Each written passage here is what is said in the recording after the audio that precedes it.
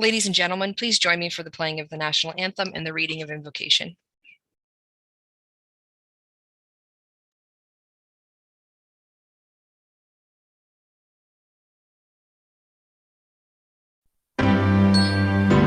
Ladies and gentlemen, please join me for the playing of the national anthem and the reading of invocation.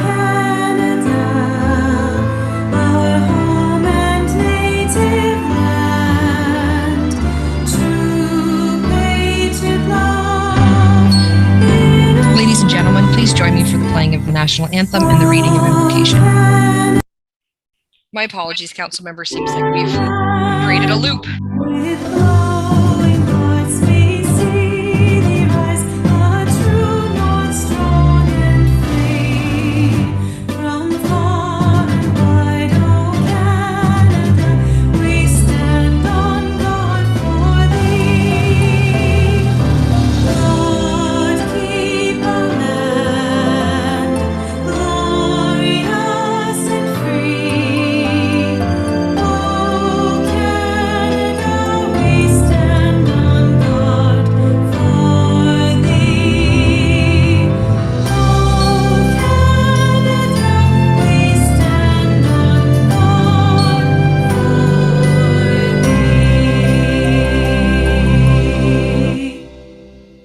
As we come together today, we recognize the great responsibilities laid upon us. Our council will always strive to understand the needs of the people we serve and to use power wisely and well. Our purpose is to establish and maintain a city of prosperity and righteousness where freedom prevails and justice rules. Let us also not forget those who served our community and who are no longer with us, so we can continue to do the work we must in their memory. Please have a seat, folks. Could I ask the clerk to now take the roll call? Certainly. Councillor Vanderstel.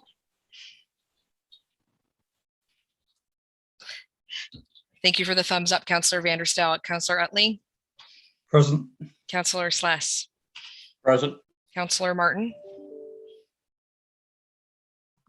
Here. Councillor Carpenter. Here. Councillor Antosky. Here. Councillor Van Tilborg. Present. Councillor Wall. Present. And Acting Mayor Dan McCurry.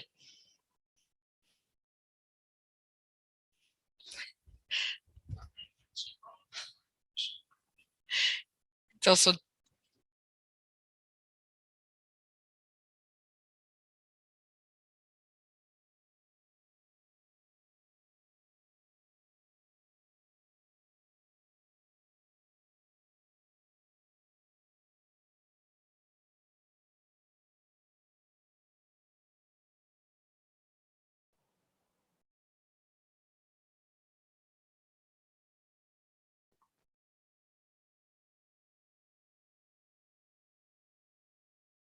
just bear with us one moment. We're adjusting some tech.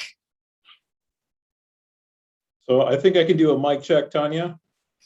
Can hear you loud and clear, Councillor Vanderstel. Wonderful, thank you. God bless the IT department. Welcome, Councillor Vanderstel, and let me elaborate on that a bit. You see the odd glitch that we experience here, but you have no idea the work that these folks do. Tanya Daniels and Norris Ward in particular. Thanks, guys, for keeping us on track here. So now, let me tell you that we have regrets tonight from Mayor Davis. The mayor, of course, is recuperating from some shoulder surgery last week. And of course, Councillor Weaver is off on medical leave as well. So let me tell you a bit about the rules and procedures which have come home to roost here. Members of council are going to be muted when not speaking to reduce feedback and embarrassment. Web cameras for council members will be turned on and left on to ensure quorum is maintained. Staff will be requested to join the meeting as need be. Members may request to speak by raising the raise hand button. Clerk staff will lower the hand for us when we're done. If we have an interruption, we have 15 minutes to regain quorum. Otherwise, you have the rest of the night off.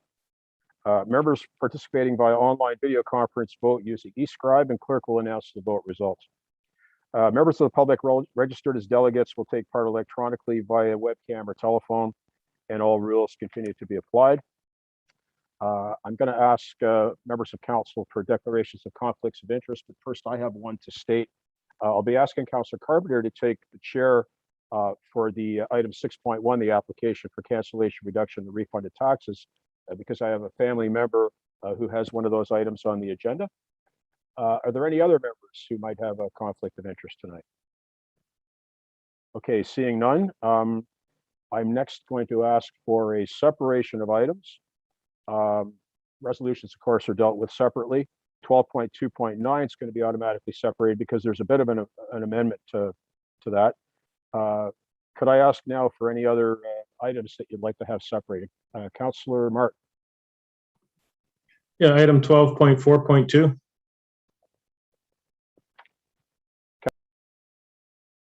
Are there any other items for separation? Councillor Martin, did you have another one, or is your hand just up? Oh, it's down. Okay. Any other items? Councillor Carpenter? 12.2.10, thank you. And Councillor Van Tilburg? Do I need to separate that bylaw later or do I do it now? Just We'll do it. out of We'll do it curiosity. later, Councillor. Thank you. Okay, I see no others. Now, I think Councillor Sless, you have the motion to approve all the items that weren't separated. Is that correct? I think that's possible. If I could get it put on the screen, that would help, Mr. Chair. Coming.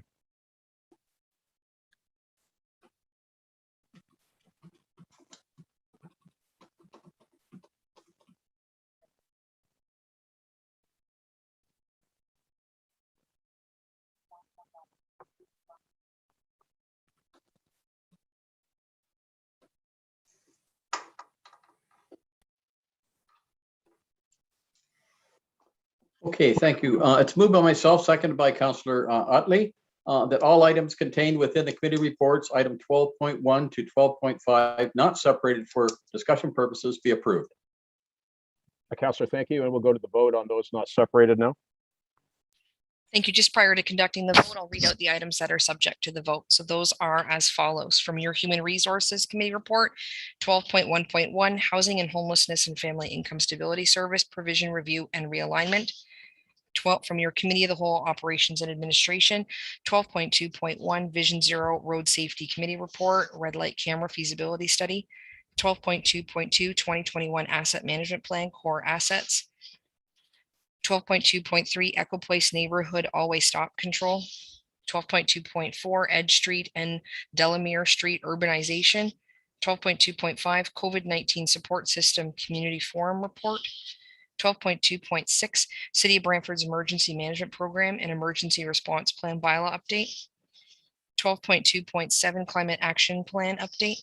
12.2.8 Wastewater Allocation Policy Annual Report for 2021. From your social services agenda, 12.3.1 Indigenous-led early learning and childcare update 2021, 12.3.2 Homelessness and Individuals Families Information System second quarter report and homelessness by name list information update, 12.3.3 Children's Services in Early Years update and results of stakeholder consultation, 12.3.4 Results of the Brantford Brant 2021 point in time count and federal reaching home reporting update, 12.3.5 Social Assistance Renewal Update, 12.3.6 Development Incentives for Affordable Housing Developers. Committee of the Whole Community Development, 12.4.1 2021 Development Charges Background Study Statutory Public Meeting, Proposed Development Charge Rates and Bylaw. 12.4.3 Heritage Grant Program Application for 176 Wellington Street. 12.4.4 New Zoning Bylaw Work Plan. 12.4.5 Official Plan Review Final Update.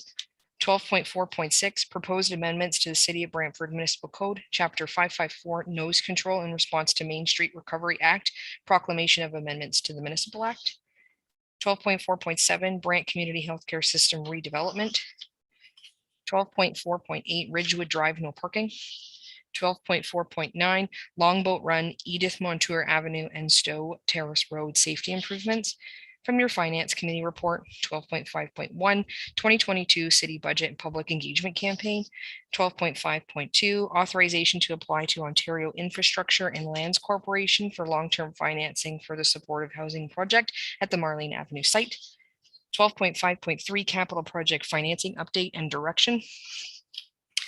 12.5.4 2021 second quarter variance report, 12.5.5 treasurer's semi-annual investment report for 2021, 12.5.6 quarterly status report of contracts awarded, 12.5.7 quarterly reserve and reserve fund update.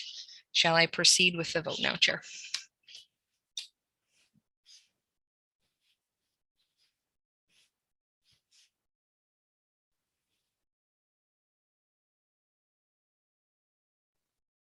Please go ahead.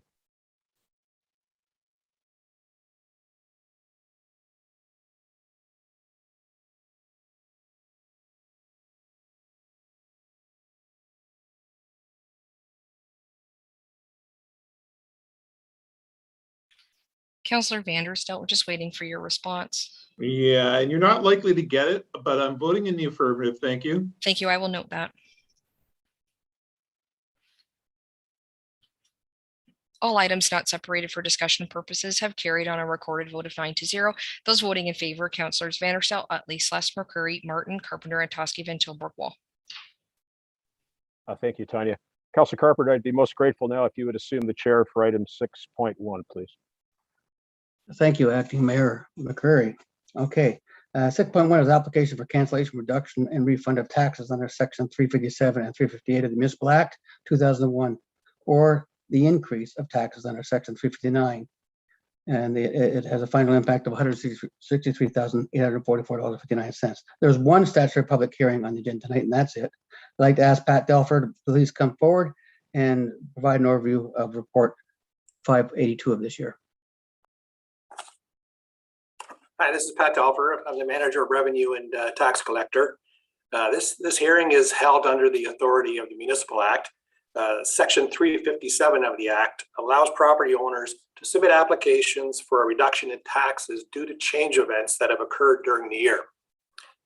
We have 34 applications on this hearing. 26 of those applications are receiving recommendations for a tax adjustment. 8 are not eligible for tax adjustments, and the reasons have been identified in the report.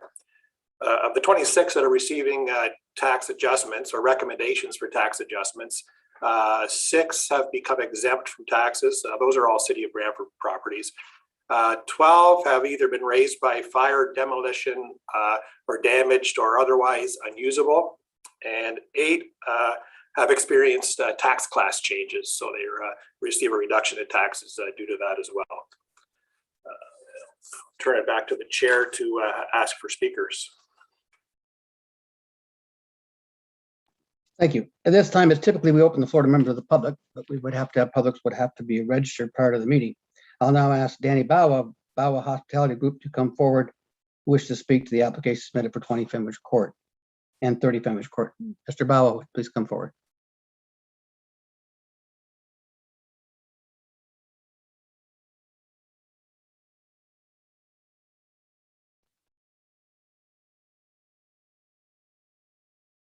Do we know if we have Mr. Bawa online, Steph? Yes, hi. Okay, go ahead. Okay, yes, I would like to ask for the tax reduction because of the COVID. Because we cater to a lot of European travelers, and since November of 2019, when the COVID hit Europe, they put the restriction on travel, and then same thing, Canada put the restriction on travel. So since 2019 November until September of 2020, when federal government announced some subsidy on the taxes, on the property taxes. So I would like to request a reduction in the property taxes because the hotel was closed from March all the way until September and of 2020, but also we reduction of 50% of the 19 till March. Mr. Bauer, we're having some difficulty with your. We're having some difficulty with your. Yeah, no damages to the property. Hello. Yes, Mr. Bauer, we can hear you, but you're breaking up. So could you try that again, please? Sorry. Oh, yes. Yeah, from November of 2019 to March of 2020, we saw a reduction of 50% in occupancy of the hotel. But after March of 2020 until September, hotel was closed. And the value of the asset was just gone down 80%. So I like to request the property tax reduction for this year.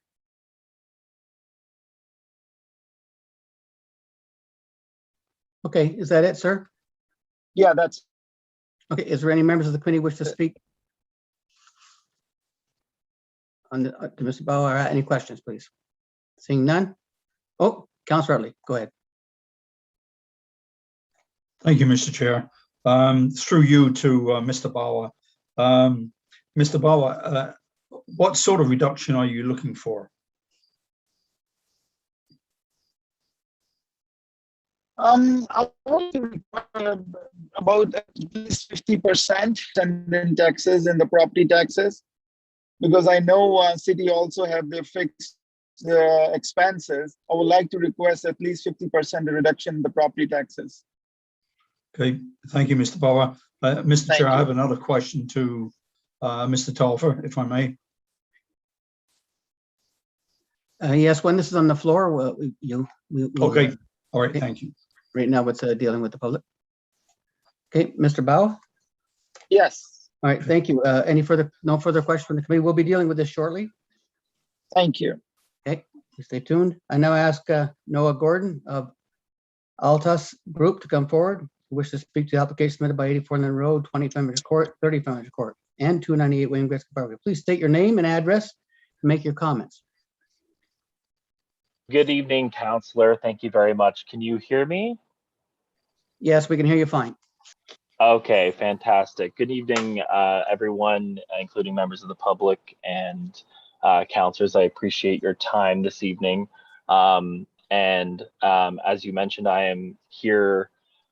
My name is Noah Gordon, and I am a representative from Altus Group Limited. The address is 33 Yonge Street in Toronto, and I'm on Altus's tax law team. And I am here speaking on behalf of our clients for properties 84 Linden, 20 Fenridge Court, 30 Fenridge Court, and 298 Wayne Gretzky Parkway. Excuse me. So, Altus Group, on behalf of these clients at these respective properties, the subject properties to this call, submitted applications for the cancellation, reduction, or refund of all or part of taxes pursuant to Section 357(1) of the Municipal Act. And we would like to take the opportunity to just highlight the position that we're taking in support of the refund of taxes on these respective properties. Under Section 357(1) D2 of the Municipal Act, it says that that a local municipality may cancel, reduce, or refund all or part of taxes in respect of which the application is made when the land is damaged by fire, demolition, or otherwise, so as to render it substantially unusable for the purposes for which it was used immediately prior to the damage. So that's directly from the Act. We have identified this as a mechanism for property tax relief for this given year in respect of the COVID-19 pandemic.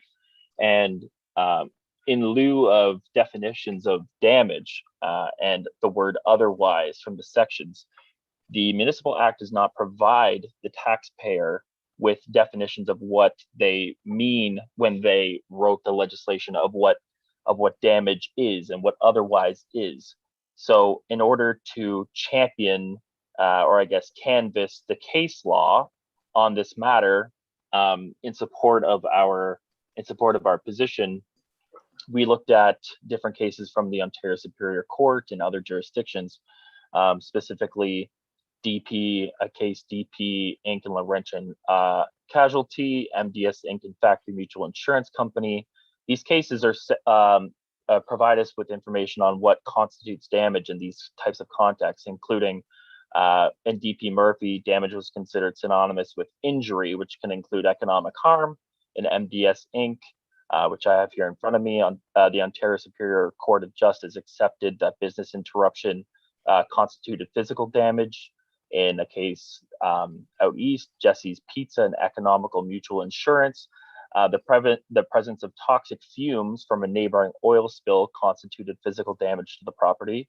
So effectively, conditions which make a building unsafe for occupation may lessen the value and usefulness of that building and qualify it for property tax relief. And a recent case out of Ontario, the Hudson's Bay and Oxford property case of 2021, the landlord was not in breach of the lease for failing to meet operating standards, because such a finding would lead to a commercial absurdity in that the landlord would have been put in the position of having to ignore provincial law and health care guidelines in order to maintain what the plaintiff in that case considered to be a first-class shopping center. In the same sense, it would be a commercial absurdity and illegal to use the property for the purposes which they were used immediately prior to the damage, which we're saying is COVID, because the case law tells us that damage can be financial damage and economic damage. So it would be illegal to use the properties for the purposes which they were immediately prior to the damage, which is the language from the Act. And in terms of the word otherwise, we think that that's sufficiently broad enough to capture COVID-19. If we canvass again, the Municipal Act doesn't tell us what is meant by the word otherwise. And we have statutory principles coming to us from very foundational cases within Canadian jurisprudence that, such as the Latin term justum generis, which is the limited class rule, and the presumption against tautology. So every word must have a definition, and there's a residual presumption in favor of the taxpayer in instances of ambiguity in municipal legislation and taxation legislation. That comes to us from the Supreme Court of Canada. So in short, I know I don't want to belabor the point, but our position is that damage includes financial and economic damage, and that otherwise offers a broad scope for potential property tax relief, including for damage caused by the COVID-19 pandemic, and that the government restrictions resulting from the COVID-19 pandemic caused damage to the properties across Ontario, and rendering them substantially unusable for the purposes which they were used immediately prior to the damage. And it's within the municipality's authority and capacity to provide refunds for the subject properties that I'm speaking with today, in respect of the damage, the economic damage that they've suffered pursuant to the language and authority given within the Act. And I would just like to take the opportunity to say thank you again. And if you have any questions, I'm more than willing to try and answer them for you today. Thank you. So that completes your submission. Councilor Martin, you have the floor, sir. Thank you, Mr. Chairman.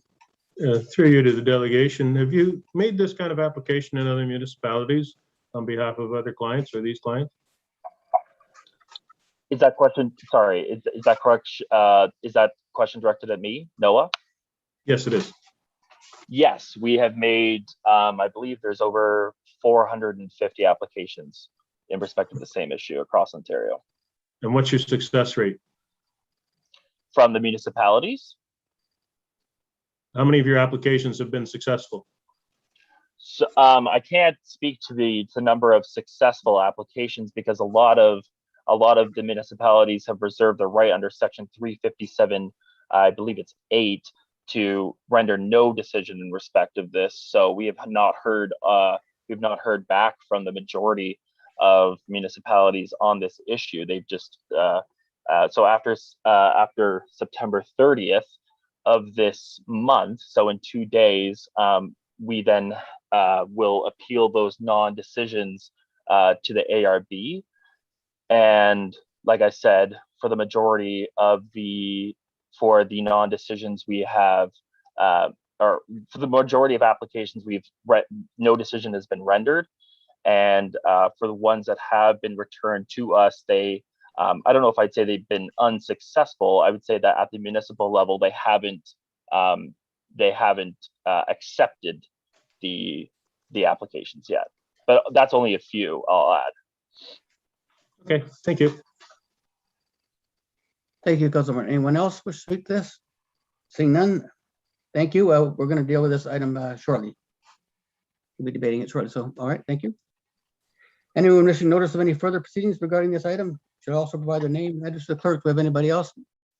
Madam Clerk, wishing to speak to this item?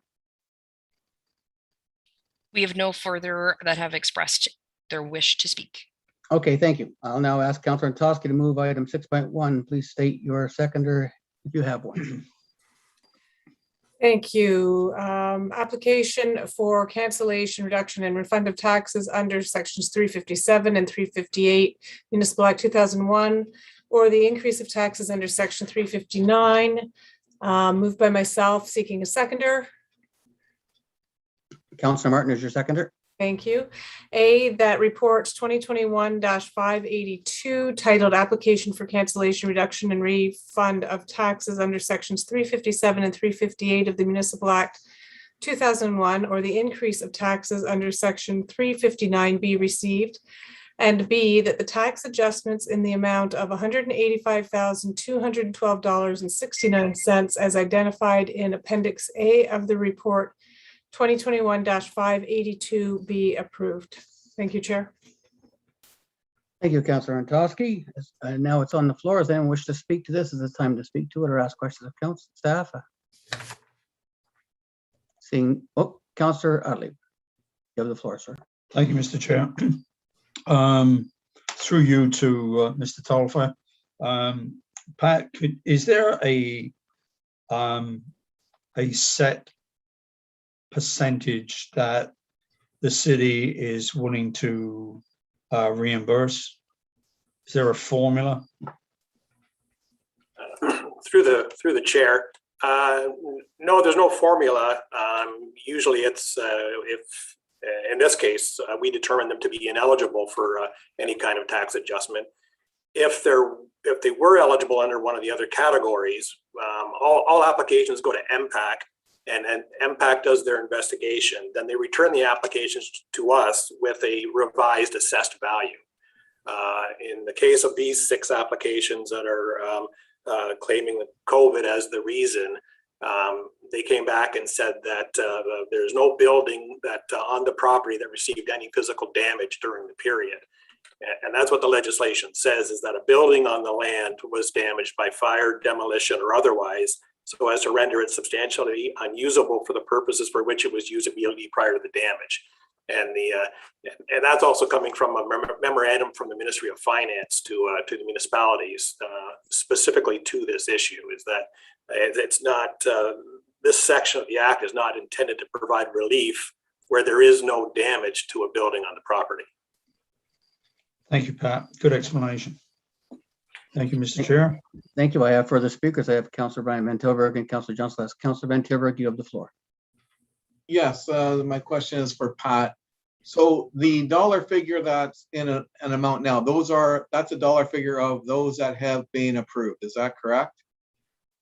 That is, through the chair, that is correct. So the 185,000 is the total tax adjustments for the 26 applications that we are recommending for tax adjustments. And then if there was anything for these other 6, that would be in addition to, correct? Through the chair, that is correct. Which we don't have that any numbers substantiated as it is.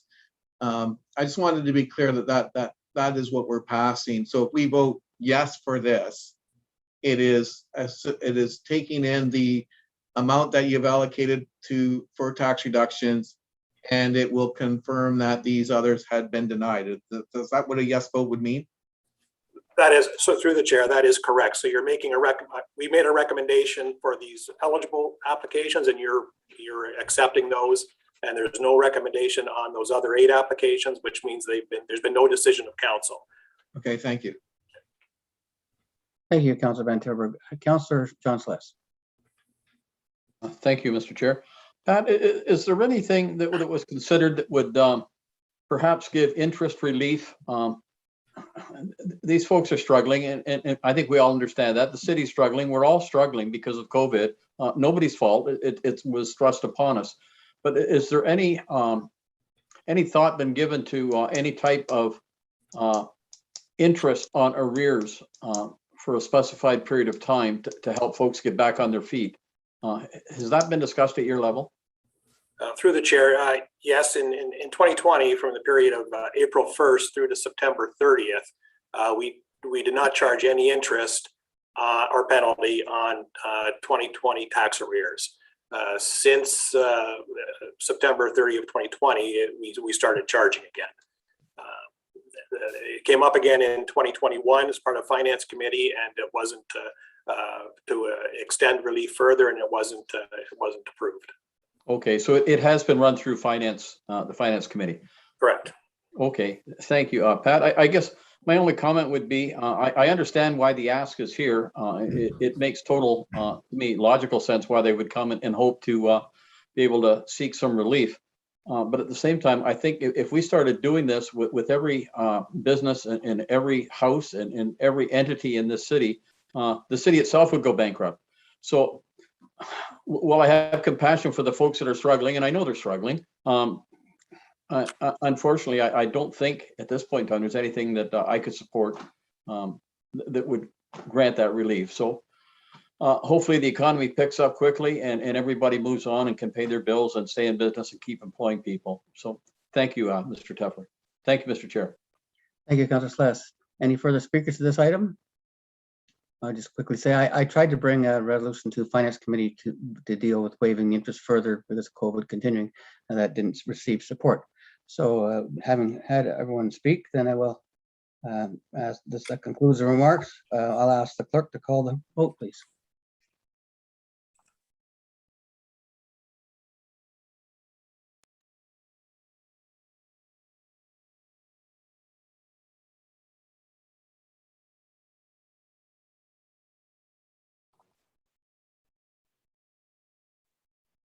Did it work, Tanya? Thank you, Councillor. Yes, it did. Thank you. Item 6.1 being the application for cancellation, reduction, and refund of taxes under sections 357 and 358 of the Municipal Act 2001, or the increase of taxes under section 359, has carried on a recorded vote of 8-0. Those voting in favor, Councillors Vanderstel, Utley, Sless, Martin, Carpenter, and Toskiven, till Borgwall, noting Councillor McCurry's conflict. Thank you. This concludes the statutory public hearing for this item. Council will now proceed with the remainder of the agenda with Acting Mayor Councillor McCurry and the Chair. Councillor Carper, thank you for looking after that for me. We have no recognitions of achievement tonight, folks. We do have a number of proclamations. I'll remind members of committee that based on our procedural amendments, there's no permittable speaking opportunity on any of these items before us, other than those of the readers. Councillor Vanderstel, I understand you have the resolution to put this all on the floor. Could you go ahead, please? I do, Mr. Chair, but I don't have a seconder. Seeking a seconder in Councillor Carpenter, it seems, that moved by myself, seconded by Councillor Richard Carpenter from Ward 4, that the following proclamations be approved. 8.1, Walter Gretzky Day, October 8th, 2021. 8.2, Islamic History and Heritage Month, October 2021. 8.3, Dress Purple Day, October 27, 2021. 8.4, Ontario Public Library Week, October 17th through 23rd, 2021. 8.5, National Seniors Day, October 1st, 2021. And last but not least, definitely not least, 8.6, Fire Prevention Week, October 3rd through 9th, 2021. Councillor, thank you very much. Councillor Sless, can I call on you to read the first proclamation, please? Yes, if I could get that put up on the screen, that would be great, Mr. Chair. Whereas the city of Brantford continues to mourn the loss of our beloved Lord Mayor Walter Gretzky, who passed away on March 4th, 2021. And whereas Walter was named the city of Brantford's first and only Lord Mayor on February 19th, 2027, in honor of his countless contributions as an advocate for the community organizations and passionate ambassador for our city. And whereas Walter was endeared to many across Canada, the world, and in his hometown of Brantford, and will forever be remembered as a beloved member of his community, who selfishly dedicated countless hours to coaching youth and supporting Brantford's local charities. And whereas not only will Walter always be remembered as a beloved father, friend, coach, mentor, and neighbor, he will also be known for championing this community at every opportunity. And whereas in his role as Lord Mayor of Brantford and coiner of the phrase Brantford, the center of the universe, Walter was a tireless ambassador for our city and huge supporter of youth hockey and sport in our community. And whereas in 2020, the city of Brantford was tremendously proud to officially rename the city's Northridge Municipal Golf Course as the Walter Gretzky Municipal Golf Course Banquet and Learning Center as an enduring symbol of our appreciation for all that Walter has done for Brantford. And whereas the city wishes to continue to pay tribute to Walter and the Gretzky family to show our deep respect and appreciation for everything he means to our city and the many people he has touched by his kindness and generosity. And whereas Walter was born on October 8th, 1938. Now therefore be it resolved that the Council of the Corporation of the City of Brantford hereby proclaims October 8th of each year to be Walter Gretzky Day in the City of Brantford, and encourage all people in Brantford to remember the countless contributions Walter made to better our community. Thank you very much, Councillor. Councillor Utley, would you be so kind as to read item 8.2? Thank you, Mr. Chair. Moved by myself and seconded by my ward mate, Councillor John Sless.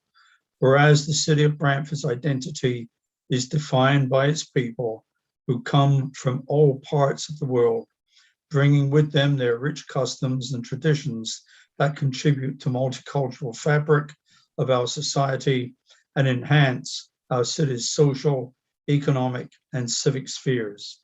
And whereas Islamic cultural heritage has been part of Canadian history dating back to the mid-19th century, and Brantford's history dating back to the early 20th century, and has made significant contributions to the well-being of humanity in numerous fields of endeavor.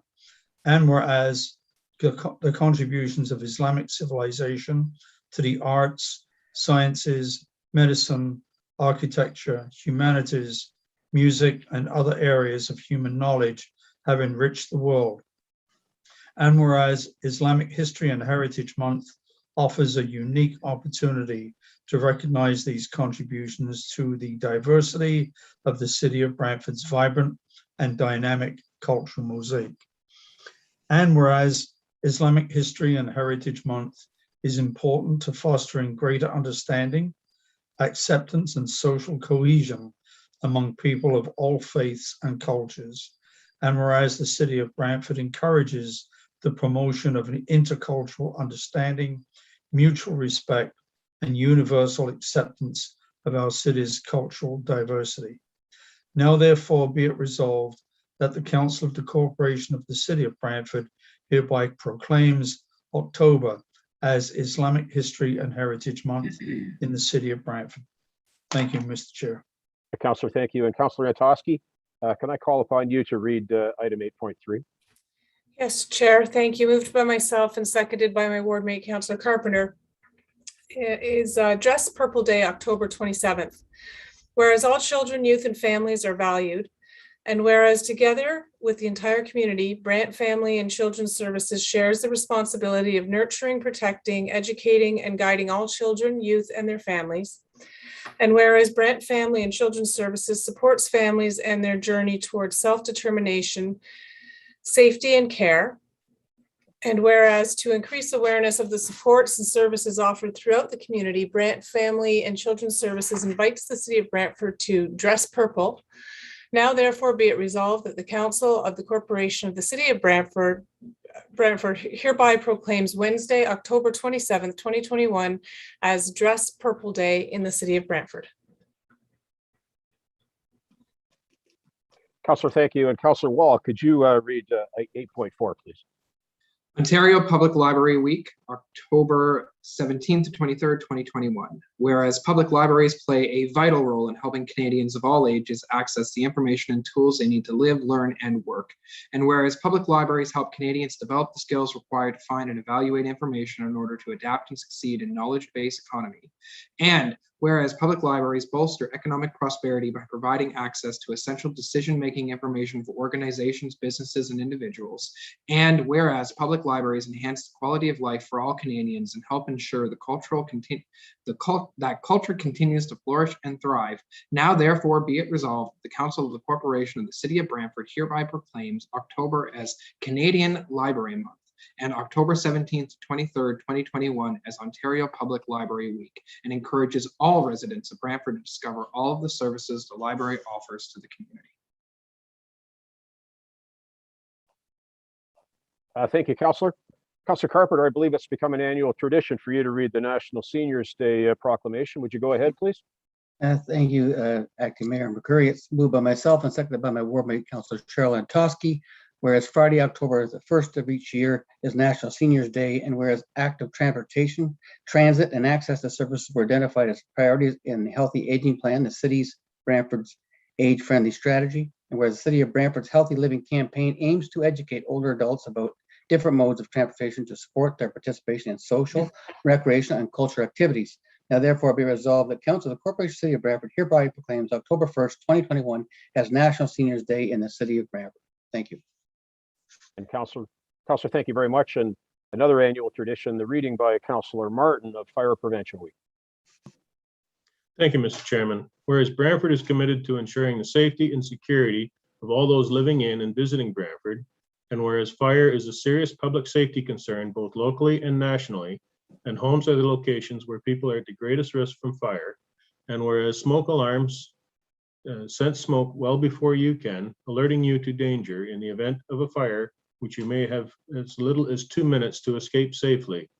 And whereas working smoke and carbon monoxide alarms cut the risk of dying in reported home fire in half, and whereas Brantford residents who have planned and practiced a home fire escape plan are more prepared and will therefore be more likely to survive a fire, and whereas Brantford first responders are dedicated to reducing the occurrence of home fires and home fire injuries through prevention and fire safety education, and whereas the 2021 Fire Prevention Week theme, Learn the Sounds of Fire Safety, effectively seems to remind us of its importance to learn the different sounds of smoke and carbon monoxide alarms.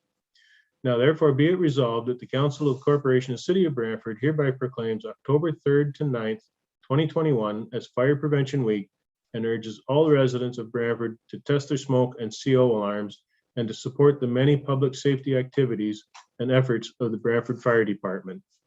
And just as a comment, whenever we had children tour the fire hall, I would always give them a homework assignment. I'd tell them to go home and check their smoke alarms or get their parents to test them. Thank you. Councillor, thank you. And thank you to all members who read the resolutions for us, proclamations rather. Tanya, let's now go to the vote, please, on this item.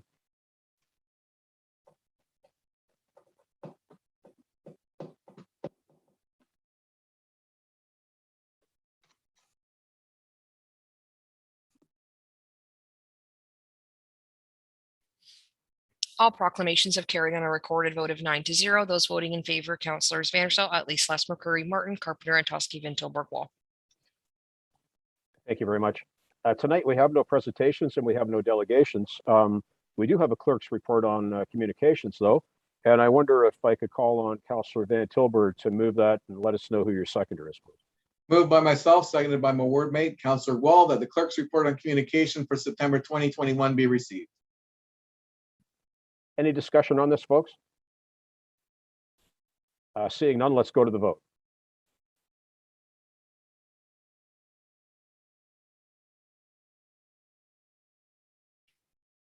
Clerk's report on communication has carried on a recorded vote of 9-0. Those voting in favor, Councillors Vanderstel, Utley, Sless, McCurry, Martin, Carpenter, and Antosky, Van Tilburg, Wall. Thank you, Tanya. We'll move on to the minutes now. Councillor Martin, do you have the resolution on the minutes? I do. Thank you. I move, seeking a seconder, that the following minutes be adopted. Thank you, Councillor Antosky.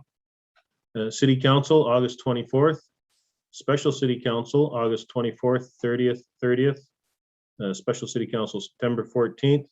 Special City Council, Private and Confidential, August 24th and 30th. special counsel, private and confidential, September 14th, and that the following minutes be received. The John Noble Home Committee of Management, September 8th, and the John Noble Home Committee of Management, private and confidential, September 8th. Counselor, thank you. Does anyone wish to note any errors or omissions in any of the minutes? I see none, so we will go to the vote on this one as well.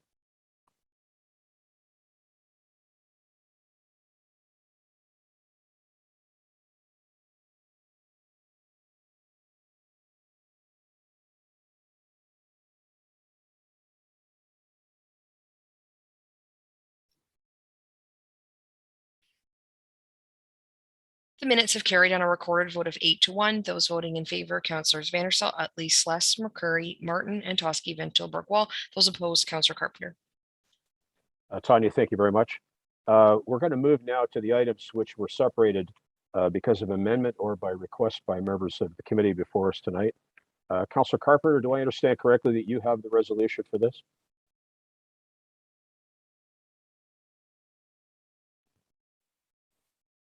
Yes, thank you. That all items on the committee reports, item 12.1 and 12.5 separated for discussion purposes be approved. My seconder would be my ward mate, Councilor Charlene Toski. Councilor, thank you. So we have those items on the floor now. And what we have before us is 12.4.2, 12.5.4, 12.2.10. Sorry, not 12.5.4. I'll start over. 12.4.2, 12.2.10. And could the clerk remind me of the amendment that's before us? Certainly. So the initial item would be 12.2.9 being the Bell Canada damage repair, followed by 12.2.10 next. Thank you very much. So we will proceed then with, I guess in order, with 12.2.10. And does someone have that amendment for us? 12.2.9. 12.2.9, yes. Thank you for that save, Councilor Carpenter. You're quite welcome. This is that item, the 12.2.9, the Bell Canada damage repair be amended to include the reference to public and private property in clauses A and B. And speaking to it, that in the original resolution, it doesn't talk about whether it's public or private, and we need to identify both of those. So sometimes this work is done on the city's property and then into the residential property, and this resolution was intended to make sure that was rectified, and this will make sure that's clear. Thank you.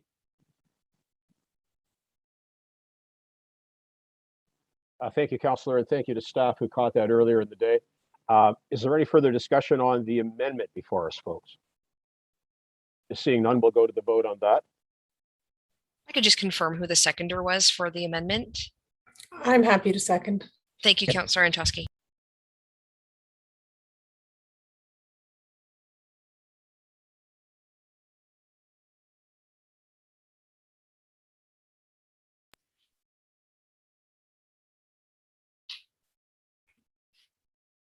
The amendment for item 12.2.9 being Bell Canada damage repairs carried on a recorded vote of 9-0. Those voting in favor, Councilors Vanderstel, Utley, Sless, McCurry, Martin, Carpenter, and Toski, Vento, Borgwall. Tanya, thank you. That puts the original motion, once amended before us, back on the floor. Is there any further discussion on that?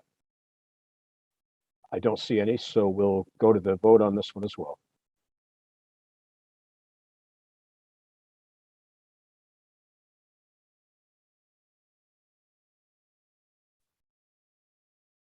Item 12.2.9 as amended has carried on a recorded vote of 9-0. Those voting in favor, Councilors Vanderstel, Utley, Sless, McCurry, Martin, Carpenter, and Toski, Vento, Borgwall.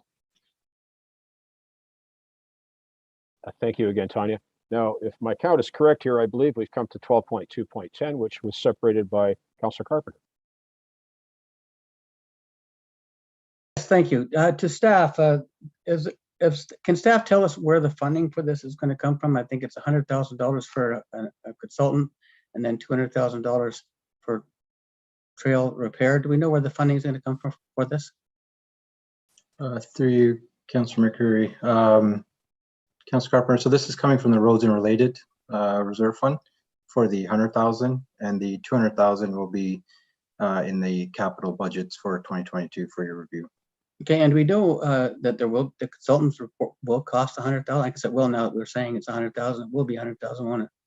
So that is an estimate. So if there's anything, any savings there, I'll go back to the reserves. Okay, thank you.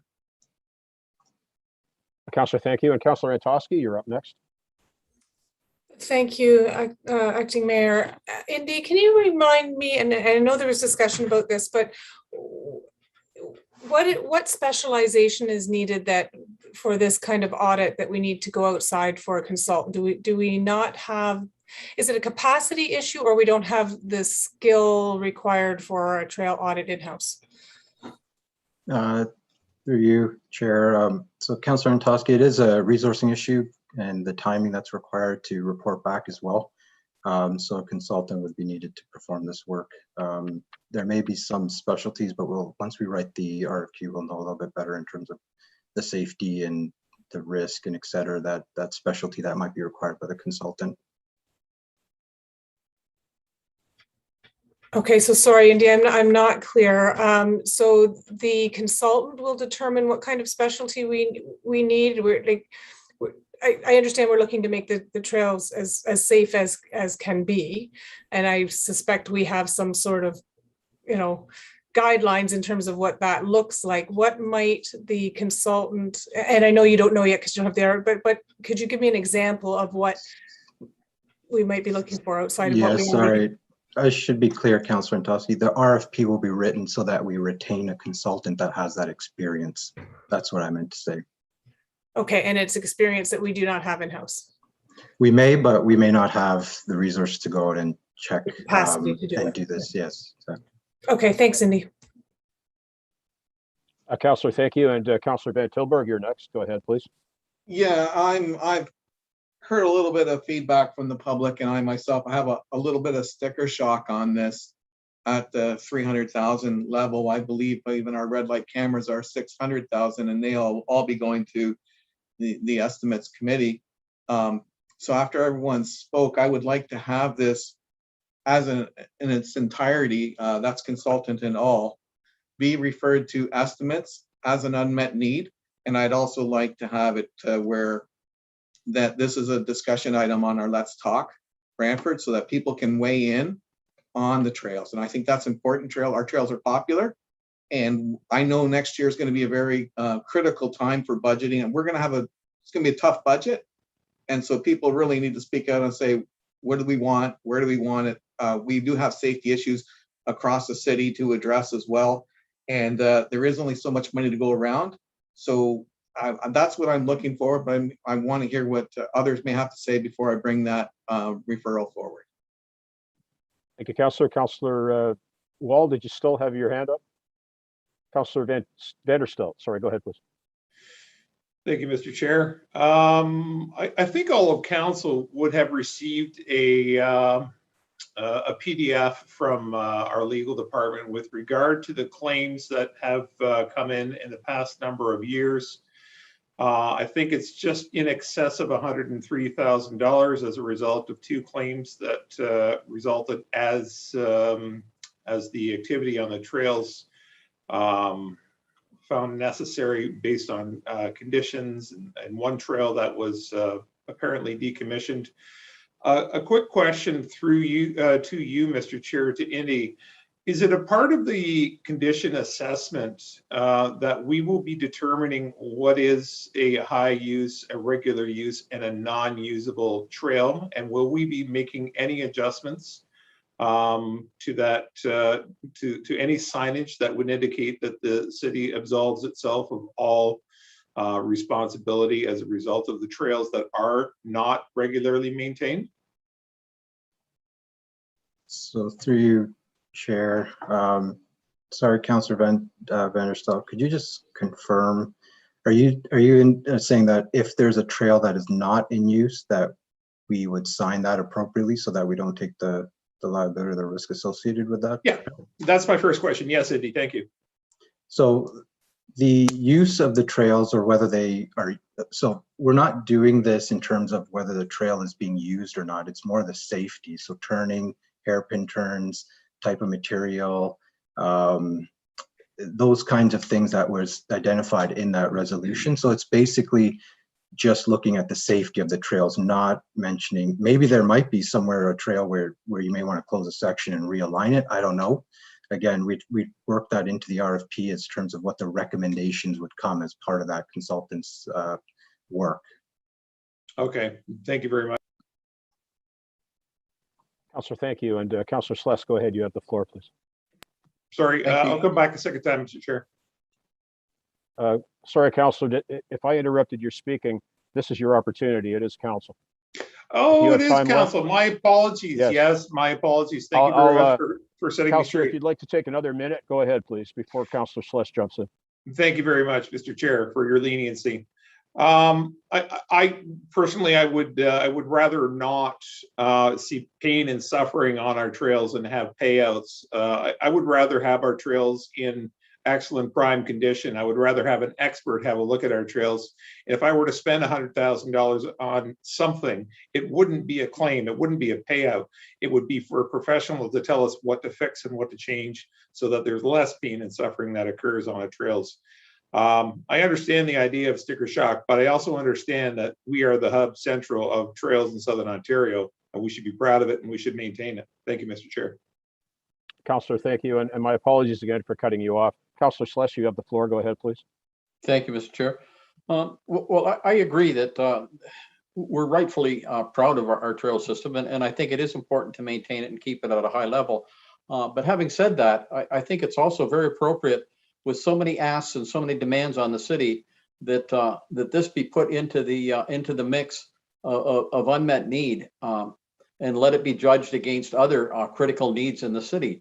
There's a lot of places in the city where we have legal exposure and liability exposure, and perhaps this will come out and it will make sense to do it in the grand scheme of things. But we're doing it in isolation of the grand scheme of things, and that always concerns me. We start doing one-offs.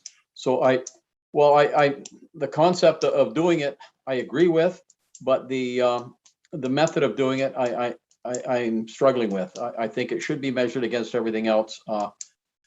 As I said, the demands on the city are great, and the exposure to liability is great in many areas. So I think it best, from my perspective, to send it to estimates and let it be judged and see how it fares against all the other needs that the city has. Thank you, Mr. Chair. Councillor, thank you very much. And Councillor Wall, go ahead, please.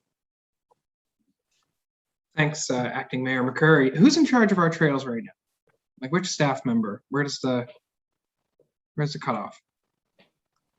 So through you, Chair McCreary, Councillor Wall, that's under Public Works, so the trail maintenance and new trails, so part of the Public Works portfolio. So who's in charge of the trails? Who makes sure that they're up to snuff? So that's our Parks Department. Okay. I get the same feedback that I think the other councillors get from the public about consultants this, consultants that. We need consultants to consult with our consultants who consult with the consultants.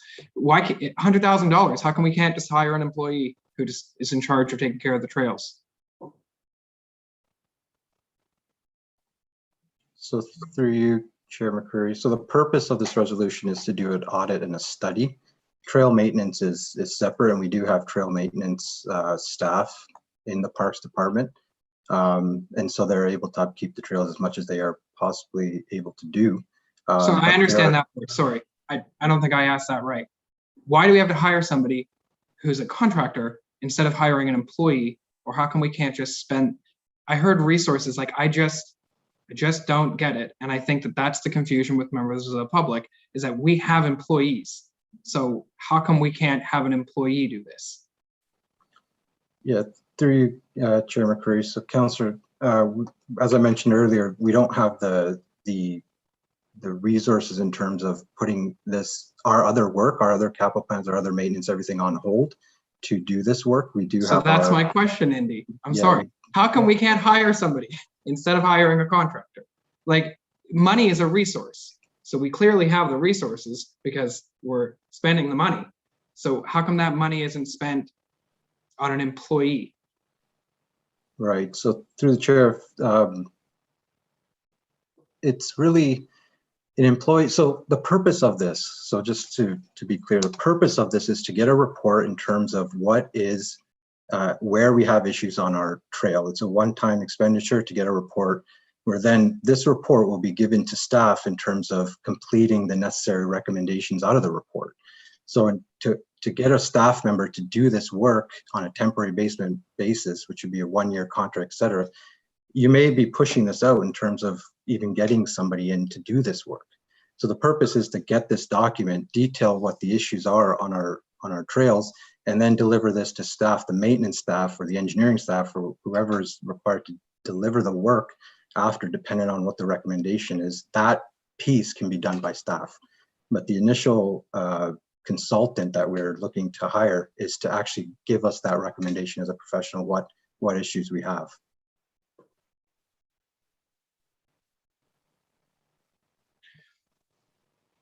Okay, thank you. Councillor, thank you very much. Councillor Martin, you have the floor. Go ahead, please. Thank you.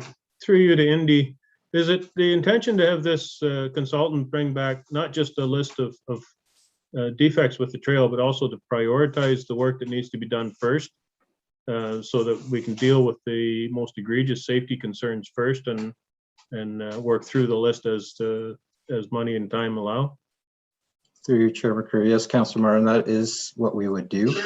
We would prioritize the work. Not only that, we would see what the cost would be associated with that, so that we could work it into a plan, into a capital plan to deliver. So that 200,000 that we've estimated is just an estimate. That could be one project or it could be 20, depending on what degree of safety we have to put in, depending on what the consultant recommendations are. Okay, thank you. And I think it's important that we get this work done because there are some serious issues on the trails that need to be addressed, and we need to have that priority list so that we can work through them in order. Thank you. Councillor, thank you very much. Is there anybody who has not yet spoken that would like to? Then before we go to Councillor Van Tilburg, I'll make some comments. It was me that brought the resolution initially, and I'll perhaps offer a little bit of clarity on the purpose of this. If we could do this work ourselves, it would already be done. It's my understanding that we were short about 24 or 25 employees in our Parks and Recreation roster this year because the federal government was paying folks to stay home a lot more money than we could pay them to come to work. And, you know, if you're a young person, what's more attractive, going to work or staying home for the same money? So that explains a little bit about why we didn't get a lot of things done in Parks and Recreation this year. And God bless them, the work that they did accomplish was short of miraculous because of the number of folks they had and the number of shortages we saw.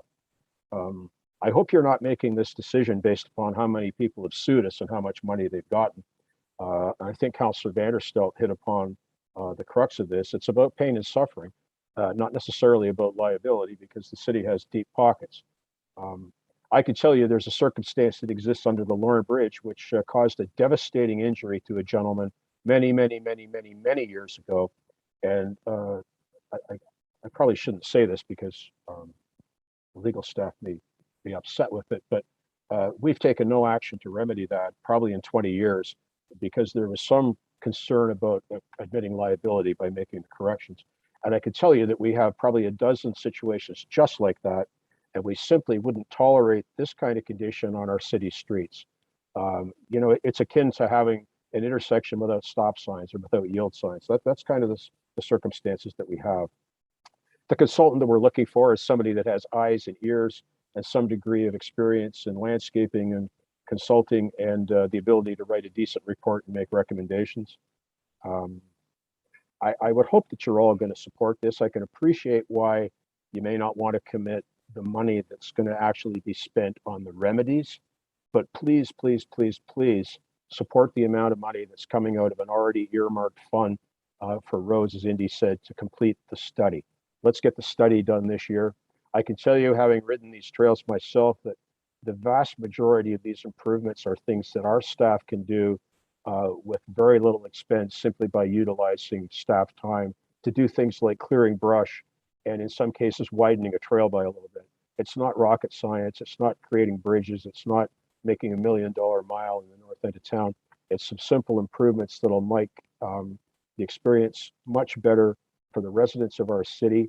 It'll make it a lot safer for folks. We'll have no more devastating injuries on our trails. And as I said, don't make this about legal liability. It's about health and safety and human enjoyment of what we like to call the hub of Ontario trails. So please support the recommendation for the study. It probably won't cost anywhere near that much. Do as you wish with respect to appointing the money for the work to come. That certainly can go to estimates. And I think that's what Indy said, that it goes into capital, and we debate capital every single year, and that'll rise or fall based on your individual priorities. But please support the portion of this work that identifies the dangerous situations that we have and that identifies the simple solutions that we can make to correct those.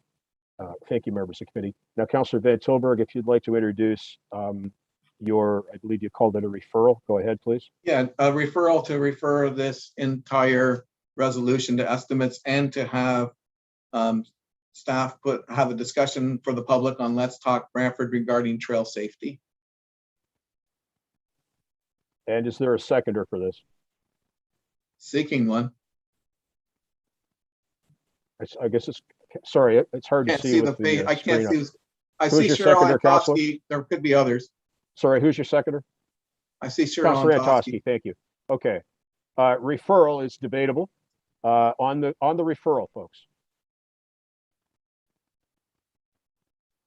Councillor Sless. Thank you, Mr. Chair. I'm going to support the referral because I think what I just heard actually from you, Mr. Chair, is we know where most of these dangerous spots are. So why have we not started doing something about it? If we've already identified, I think you said there's 12 areas that really need some work quick. There's a good start at making the trail safe. If we start at the known, and if we get to the unknown, then maybe then we need somebody to come in that can identify things that aren't apparent to the untrained eye. But to the untrained eye, there are a number that stand out that should be dealt with. And I think that would be the appropriate place, at least in my opinion, to start making the trail safer. It's going to be limited how much we can do each year by the dollars that are available to do it. But it sounds like there's way more to do than what we can fund for the next few years. So it would seem prudent to me that we save our $100,000 and maybe put the $100,000 into trail fixes that are apparent and exist, and that everybody seems to know they're there. Spend that money to go fix them. So I'll be supporting the referral, Mr. Chair. Thank you, Councillor. Further discussion on the referral? Councillor Carpenter? Thank you. I'll be supporting the referral as well. I think we need to find out what we're spending money on and in what order. I just got an email as we were sitting here from residents saying, why isn't my sidewalk fixed yet? It's been 2 years. We've got lots of sidewalks throughout the city that haven't been fixed. There are lots of lawsuits on sidewalks. So it needs to be put into the budget process because that's our prioritizing process for determining what's most important and what's affordable. Right now, we haven't fixed the sidewalks. We're not enough money in that budget. And we need to look at what's safe and what's not safe. So I'll support the referral. I don't know whether it'll pass or not, but I will support it. Thank you, Councillor. And Councillor Vanderstelt, you have the floor now. Go ahead, please. Thank you, Mr. Chair. I actually took one of the items earlier this evening and had it referred to the estimates process without having separated it. It's an area of high priority in Ward 1, but I understand that it is high priority compared to other high priorities. And I understand that that comes with its own set of consequences when we know we can't cover everything, we can't fix everything at once. But it certainly helps us fit that in terms of priority into where we're going to sit with the trails, where we're going to sit with our urbanization projects, where we're going to sit with public safety in a number of different areas based on condition assessment, based on injury, based on so many other things. So I will support referral simply because, without a ward mate sitting next to me, my argument is what's better for the city is that we identify the worst problem areas and deal with them first. So thank you, Mr. Chair. Thank you, Councillor, for that. Further discussion, guys? Okay, seeing nothing, we're going to go to the vote on the referral. If the clerk would proceed with that, please.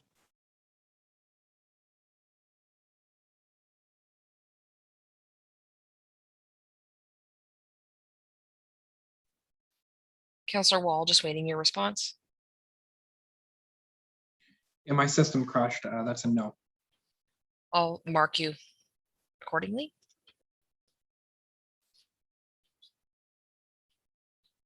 The referral to item 12.2.10 trail audit safety has carried on a recorded vote of 7-2.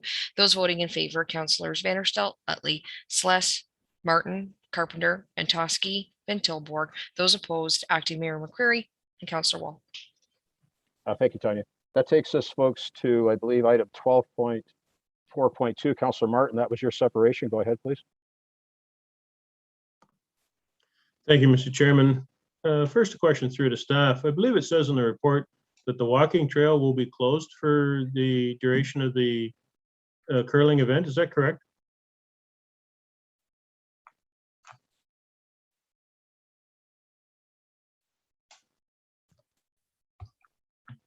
Good evening, everyone. Kevin Finney, Director of Economic Development and Tourism. I believe Brian Hughes is off tonight, but I believe that is correct, Councillor Martin. I'm not sure if somebody from Parks would comment on that further that's on with us tonight. Is there anyone that can indicate why the track would have to be closed for this event?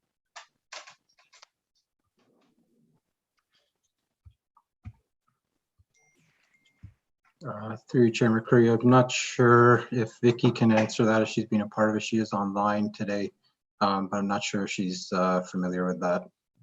Vicky, are you able to comment?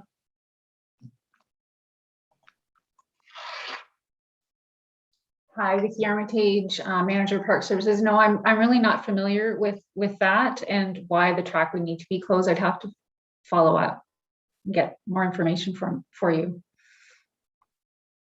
Okay, with that, Mr. Chairman, I'd like to try an amendment that if this is approved, that the track remain open for the duration of this event. Seeking a seconder. Excellent. Thank you, Councillor. I see you have a seconder in Councillor Carpenter. Councillor Martin, did you wish to comment further on that? Yeah, I can't see any reason for the track to be closed. It's something that's enjoyed by a lot of people because it's a free area that can be utilized. Some people don't like walking on our sidewalks because some of them are in need of repair. But the track is in good shape and there's no trip hazards. And it's a great place for people to get exercise if the weather's bad. And people can curl on the ice all they want and people can walk on the track without interfering with each other one bit. So I hope this amendment carries. Thank you. Councillor, thank you. Councillor Sless on the amendment. Yes, thank you, Mr. Chair. I'm not sure. I'd like to hear from staff, but my thought would be that I believe this is a paid event. So if you've got people coming in for free to walk the track, and then you've got other people coming in to pay to watch the curling event, I'm not sure how you differentiate. Maybe there's a way to do that. I'm not sure, but memory tells me in the events that have been held that there is a fee to get in to watch the curling. So if that's the case, I would presume that's why they said, well, we can't let people, we're going to have two streams of people coming in, one that's paying and one that isn't, and I'm not sure how you differentiate. So I think that could be it, but I would have to hear from staff. I'm not sure. Councillor, thank you. Through the chair, I can provide some comment on that, Councillor. To my knowledge, I don't believe this is supposed to be a ticketed event. That's not Jay's intention.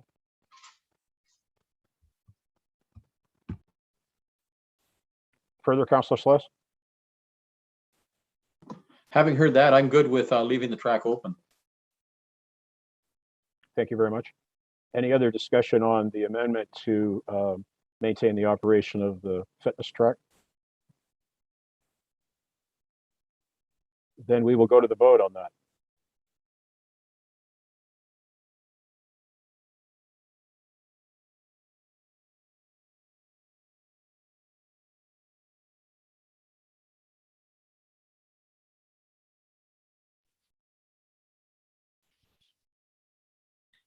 The amendment to item 12.4.2, the Brantford Mixed Doubles Curling Classic Tournament request for Epsilon Productions has carried on a recorded vote of 9-0. Those voting in favor, Councillors Vanderstelt, Utley, Sless, Martin, Carpenter, and Toski, Van Tilburg, Wall. Acting Mayor McCreary. Tanya, thank you. Councillor Vanderstelt on the resolution as amended. Thank you, Mr. Chair. I was excited to hear that CBC would be coming to the Wayne Gretzky Center and providing some footage and some B-reel footage of the city of Brantford as well in the process. I'm not sure who I should ask this question of, but have we heard back yet from our friends at Epsilon Productions or representatives as to whether or not they've secured the commitment from CBC?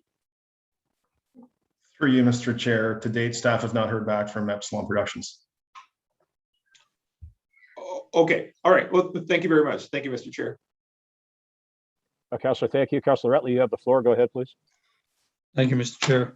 I think if this comes off, it'll be an excellent opportunity for local businesses, especially in the hotel, hospitality, restaurant business, to get up some much needed revenue, as well as putting Brantford on the map for a major curling event. So hold on to Epsilon and Mr. Allen for all the work he's put into this. Thank you, Mr. Acting Mayor. Councillor, thank you. And Councillor Carpenter, go ahead, please. Did I hear? I heard a councillor say that CBC will be there, but I heard a staff member saying we have no confirmation that that's going to take place. So could staff clarify that for me, please? Yeah, are we guaranteed of having CBC there? It's costing the city some money to do this event. Yes, through the chair. Again, we have not heard from Epsilon Productions, Councillor Carpenter. The agreement before you is predicated on getting that confirmation from CBC. And if we don't get the confirmation, then the agreement is null and void? That is correct. Okay, now, did we not have a similar kind of promise last time and CBC did not show up? Through you, Mr. Chair, I can't comment on that. I wasn't in this role at the time. Okay, we didn't research that. Okay, thank you. Is there another member of staff that may have a recollection of that?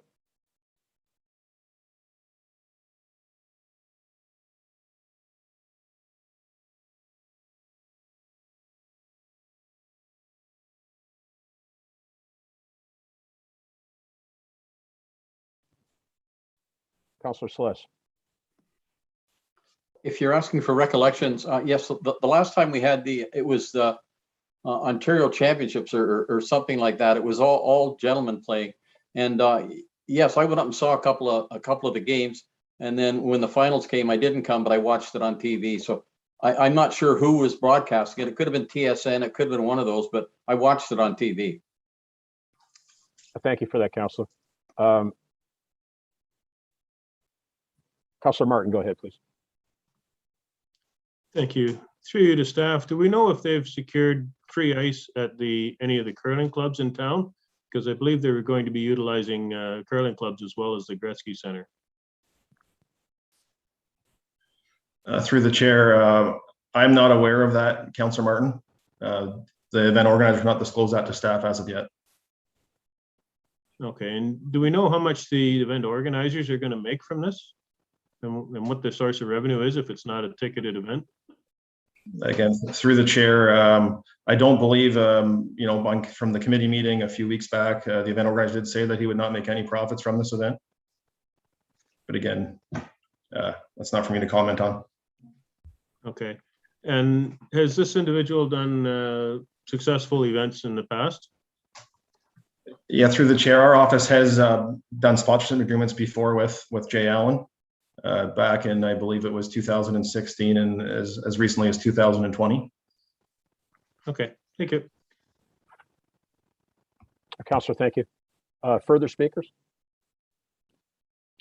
I'll just jump in then. Do we have a CV for this? I believe it's a corporation, is it, Kevin? Through the chair, I believe legal has done that search, Councillor McCurry.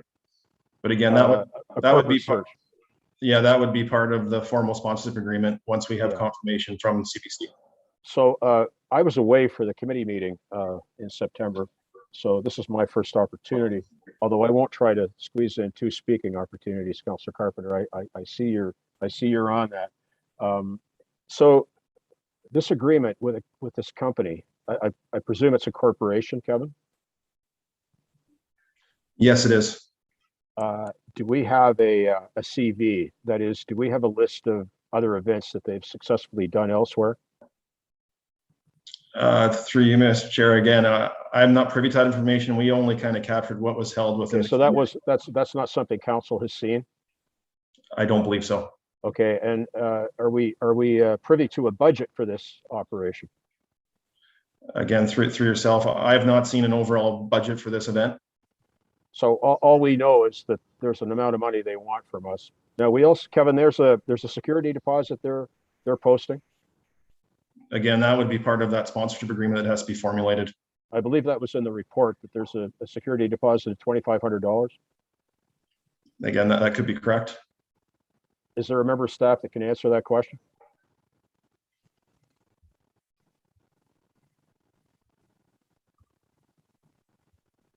We have Mr. Hutchings. I really can't answer that question. Mr. Finney Okay. has more details. I know right now there's some questions you've been asked with the corporation as far as where we're, Councilor, I'm not gonna waste your time, but it's a for-profit. The person did say that Okay. it's money off this, so. I believe what it said was $2,500 security deposit. Can anybody tell me what the value of one of those panes of hockey glass is? Because they have to be taken down and replaced as part of this operation.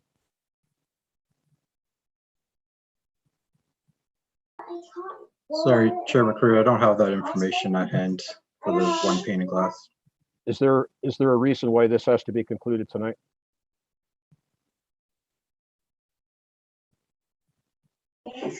Maybe Kevin Finney can speak to the timing of the event. Yeah, through you, Mr. Chair, again, we're kind of waiting to receive that confirmation from the event organizer before we proceed with that formal agreement. So this would again direct staff to start working on that. We have been in touch with the legal department. So this will be back to us again, Kevin? Again, it's kind of a sit and wait game here with Mr. Allen. If he doesn't provide that confirmation, this pretty much doesn't happen at all. Thank you. Is there a member of council that I could prevail upon to move a deferral? I see I have mover Councilor Carpenter, seconder Councilor Martin. Thank you, guys. That's a deferral. It's not debatable. We will go to the question on the deferral.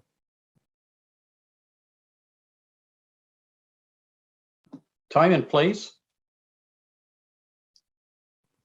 Time and place, Councilor Carpenter?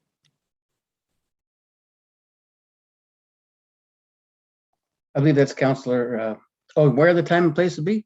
When we have confirmation. From the proponent? Confirmation from the proponent as per the agreement. Councilor Sless, okay?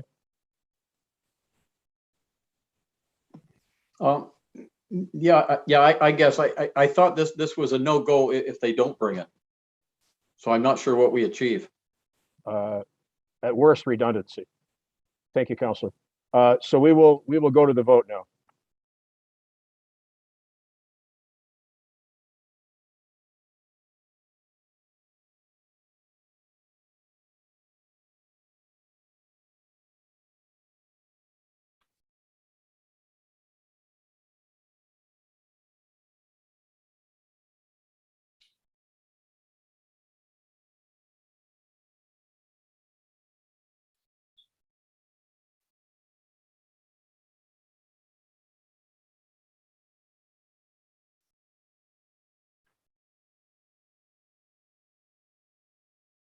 The deferral for item 12.4.2 being the Brantford Mixed Doubles Curling Classic Tournament request from Epsilon Productions has carried on a recorded vote of 5-4.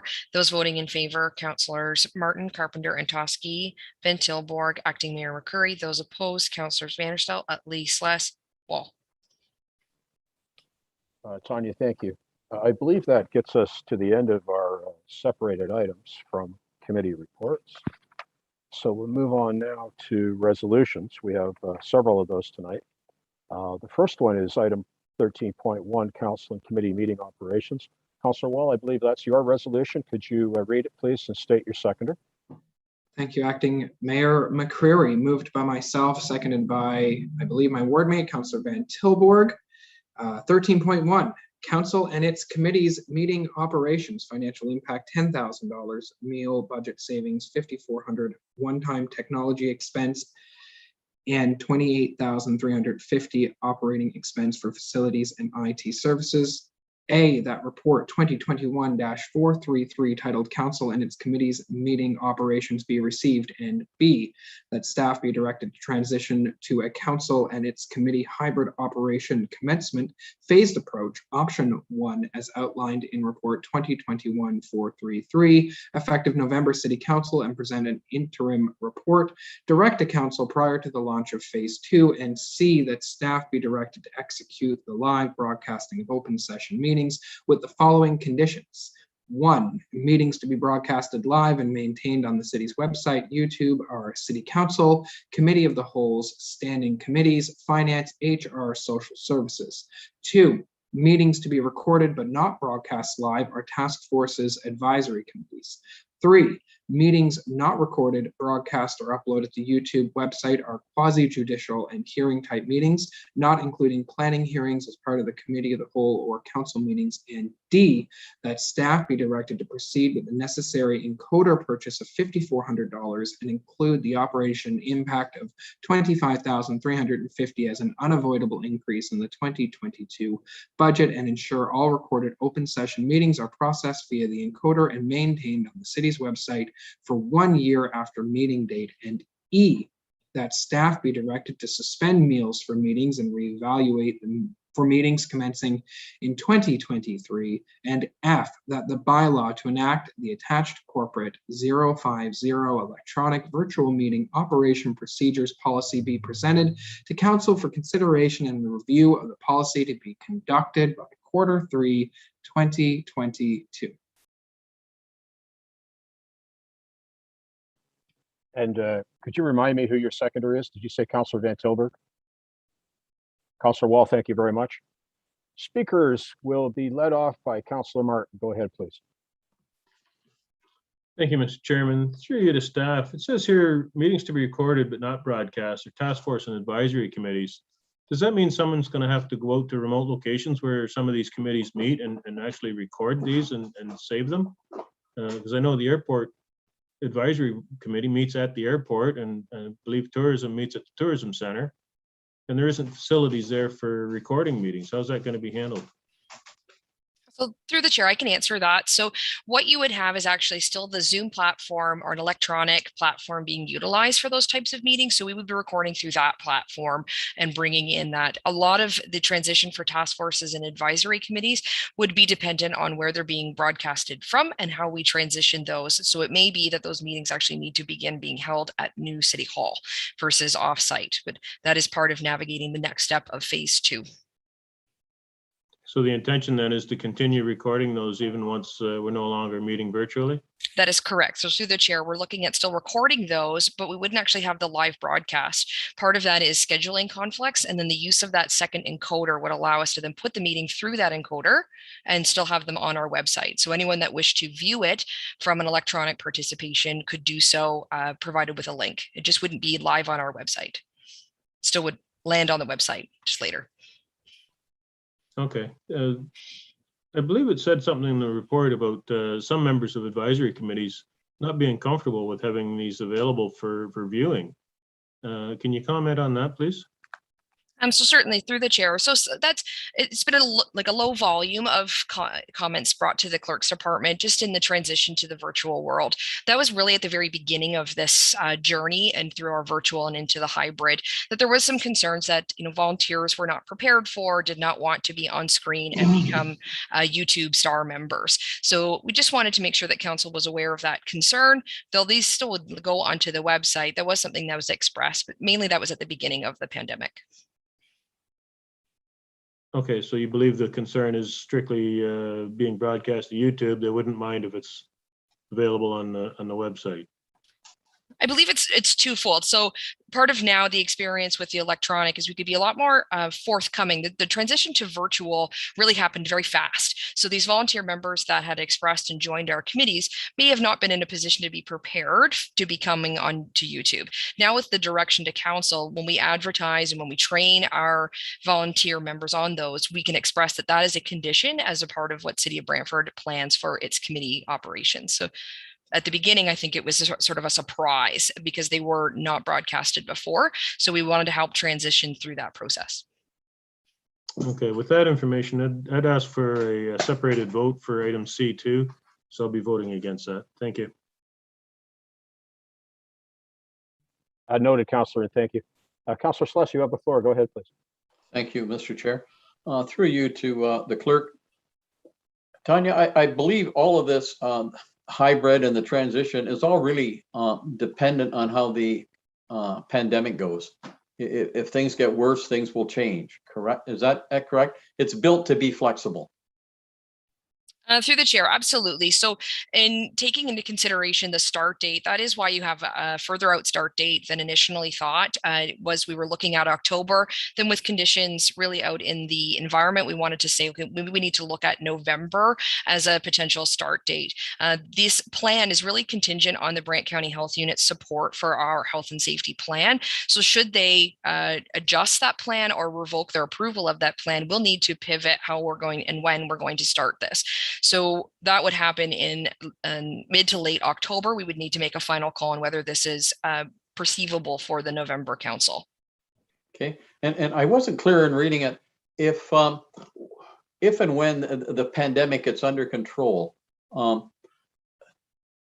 I understood reading it that there was still the option if somebody was trapped out of town or somebody was at home too ill to come in and make other people's not well, but well enough to sit up at home and participate electronically, that option would be available. Is that correct? Through the chair to Councillor Sluss, absolutely. So we're looking at learning from the virtual experience that we pivoted to really quickly, and how we move forward is that as part of a permanent operation level. So looking at that hybrid that brings the virtual participation alongside the in-person participation in council. In the policy, you'll find that there is some notice provisions to the clerk that allows us to plan and adjust the individuals that will be in person and the capacity limits that we are facing with the different restrictions based on the pandemic, or even our room capacity limits when those restrictions are lessened. So this is a go forward and looking at leveraging that. There is a phased approach that is recommended by staff so that we walk through the council, committee of the wholes and standing operations first, and then leverage out from there. Okay, so just to be clear, and I'll give you a scenario. Somebody's away at FCM and the pandemic's over and we're back to whatever business as usual will look like at that point. So can that person then go on Zoom and participate in the live meeting that's going on in Brantford at that? Through the chair, yes. In 2 years from now, yes? Yes, I could. Okay, thank you very much. Thank you, Mr. Chair. Further comment, guys? Let me just say that certainly our staff could use the additional time to bring this to fruition. And as I mentioned earlier, this transition to the new city hall and the work that we've been doing around Zoom and electronic meetings has really been a function of clerks and IT department. And I was pleased to learn today that our clerks department is kind of being recognized as an industry leader. And we're helping to teach other communities how to do this. And I think we all owe them a great debt of gratitude for what's been done here in this room and out in the committee rooms. And I just can't speak highly enough of those two departments with respect to all the work they've done here. So now 13.1 debated, we'll now go to the question. So through the chair, would you like me to do the separate vote for C2 first? It's a good thing you were paying attention. I'll take that as a yes. So first for this vote, separate vote for clause C, item 2.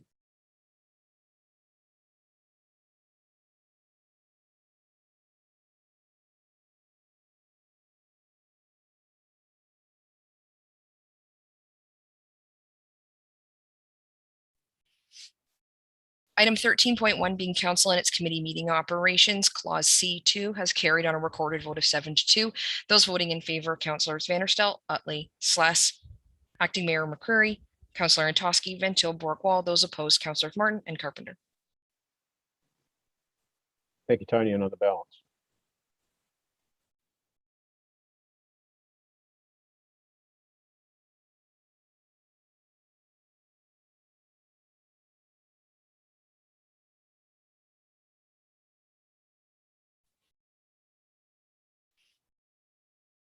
All remaining clauses for item 13.1 have carried on a recorded vote of 9-0. Those voting in favor, Councillors Vanderstel, Utley, Sless, Martin, Carpenter, Antosky, Van Tilburg, Wall, Acting Mayor McCreary.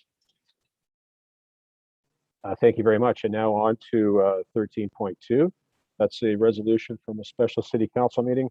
Councillor Utley, would you put that on the floor, please, and indicate your seconder? Thank you, Acting Mayor McCreary. Moved by myself and seconded by my ward mate, Councillor John Sless. Resolution from special city council in camera meeting held on September 14, 2021 regarding the ratification of the collective agreement with the APAE for January the 1st, 21 to December 31, 2024. A, that council ratify the settlement reached between the Corporation of the City of Brantford and the Association of Professional and Administrative Employees, APAE, for renewal of the agreement to cover the period of January the 1st, 2021 to December 31, 2024. And B, that staff be directed to prepare the necessary bylaw for presentation to City Council to amend bylaws 70-2010 to amend the on-call call-in policy for exempt staff, human resources 012, and C, that the city clerk be requested to update the corporate policy manual to include the amendment to human resources 012 policy. Thank you, Mr. Chair. Councillor, thank you for that. Are there any speakers to this resolution? Seeing none, we'll go to the vote.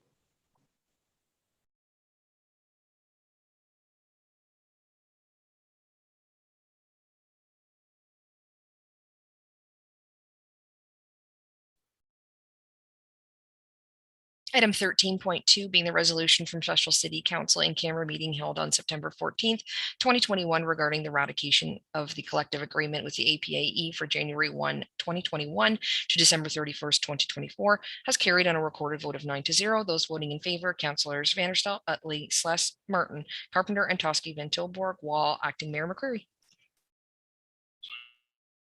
Thank you. Councillor Vanderstel, I understand you're bringing the resolution 13.3, the CAO update. Please go ahead and let us know your seconder, please.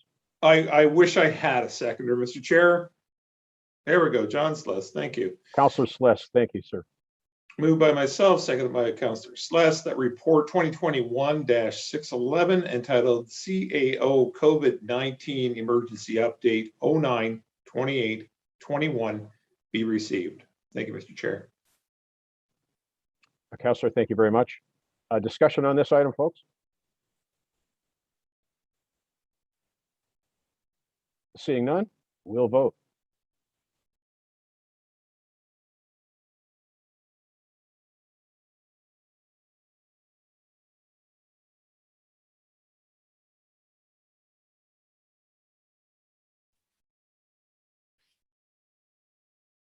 Item 13.3 being the CAO COVID-19 emergency update for 08.28-21 has carried on a recorded vote of 9-0. Those voting in favor, Councillors Vanderstel, Utley, Sless, Martin, Carpenter, Antosky, Van Tilburg, Wall, Acting Mayor McCreary. Tanya, thank you. We're on now to notices of motion, folks. We're in the home stretch. Councillor Carpenter, can I prevail upon you again to take the chair so I can present my notice? Yes, you can. Councilor McCreary, I understand that you wish to present your notice of motion as a resolution for consideration tonight, which require a motion to waive the rules and requires 2/3 vote as having not been before the committee before. Go ahead and read your motion to waive the rules. Councillor, thank you very much. I move, seconded by Councillor Martin, that section 15.11.5 and 15.3-12 of chapter 15 of the City of Brantford Municipal Code be waived in order to introduce the following resolution without prior notice of motion and without having been considered at a committee of the whole or standing committee.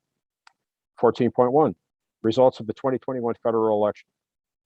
Whereas September 20, 2021 marked the occasion of the 44th Canadian general election, and whereas the electors of the riding of Brantford Brant were fortunate to have a number of fine candidates from which to choose, and whereas Conservative Larry Brock was the successful candidate and will become the next member of Parliament for Brantford Brant, now therefore be it resolved that the Corporation of the City of Brantford offers its heartfelt congratulations to Mr. Brock on his victory, and further, the Corporation of the City of Brantford also congratulates Liberal candidate Alison MacDonald NDP candidate Adrian Roberts, PPC candidate Cole Square, Green Party candidate Carly Sordos, and Independents Leslie Bory and John Turmel.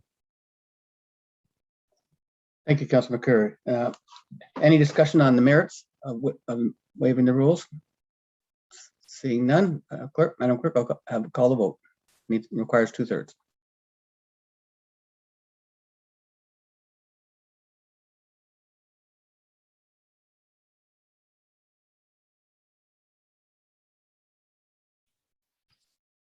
The motion to waive the rules has carried on a recorded vote of 9-0. Those voting in favor is Councillor Vanderstel, Utley, Sless, Martin Carpenter, and Toski Van Tilburg Wall. Acting Mayor McCreary, it does achieve the 2/3 vote. Okay, thank you, Councilor. Madam Clerk, Councilor McCurry, please move your motion and state your second. You don't have to read it a second time. Thank you, Mr. Chair. Councilor Martin again is the seconder. Are you sure you don't want me to read it over, Councilor Carpenter? You can do as you wish. Thank you. I think it was clear enough the first time. You know what? We're awfully darned lucky here in the city of Brantford and in the county of Brant that we always have such great people that seek higher office here to represent us. And we've always been very fortunate to have great representation, both in Ottawa and Queen's Park. And when one looks at the slate of candidates that was before us this time, you look at the representatives of the major parties, and you know, they've done full candidate searches and they've beaten the bushes, and they've really put forward some great people.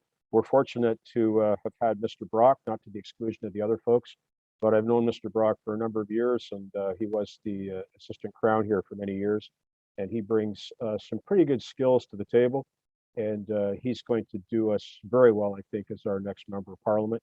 And having said that, you know, there were other people that came up short in this election, I think, who would also have done a very good job. We wanted to advance it tonight, folks, just so that we could provide these congratulations in a timely fashion. And I will take this opportunity to remind all these great candidates that it's time to get your election signs down, folks. The grace period has elapsed, and it'd be most appreciated if you could take them home and store them for next time. Thank you very much. And I'm not much of a prognosticator, Councillor Carpenter. I didn't necessarily call the order and finish for the candidates, but I'm pretty darn certain that this one will be unanimous in a few moments. Thank you. Further speakers, I have Councillor Wall. I think I'm going to propose an amendment, and perhaps it'll be friendly, but I think that everyone is aware that this election was called quite abruptly, and it took tons of people scrambling to come together to count all those votes and run all the stands and to participate in the democratic process. And if we could just add a line thanking all of the people who made the democratic process possible from our community, I would like that. I see that is friendly by both the mover and seconder, so that is friendly. And next time, go ahead. Yeah. Sorry, I just also want to extend my sincere thank you. There was a lot of posts on social media about people being afraid to go out and vote, obviously because of the pandemic that we were in the middle of. And when I went out to vote, I actually arrived at the wrong voting station, and there was a really incredible, helpful person there who helped make sure that I did get sent to the right place. And I just can't imagine how much work went into it. And the one thing that I heard was that it was all very rushed. And I don't think that a democratic process should ever be rushed. So thank you to everybody who put their name forward, who ran incredible campaigns, who were respectful, who were considerate, and to everyone who, like I said, and thank you for the amendment. Thank you, Councillor Wall. Councillor Martin. Thank you. And thank you to Councillor Wall for that catch. Elections take a lot of volunteers in all the different election teams, and it's what allows the process to move forward. And of course, there was an army of people that worked for Elections Canada who made it possible for everybody to get their vote in. And I'd just like to make one comment about what Councillor McCurry said about the other candidates coming up short. I don't see them as coming up short. I see them as participating in the democratic process. They had a platform to get their party's message out, and that's always a success when they can speak directly to the public and make their policies known and encourage people to vote for their, either for them or for their party or however people decide on how they vote. But I certainly don't see it as coming up short. I think they all should be commended for their efforts and thanked for participating in the process. Thank you. Thank you. Seeing no further speakers, I'll add my 2 cents then. I too am a big fan of the democratic process.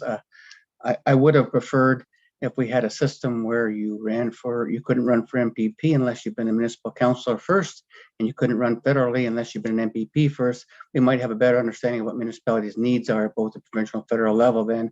But we do have people that run that have never done neither and have a very little experience at those.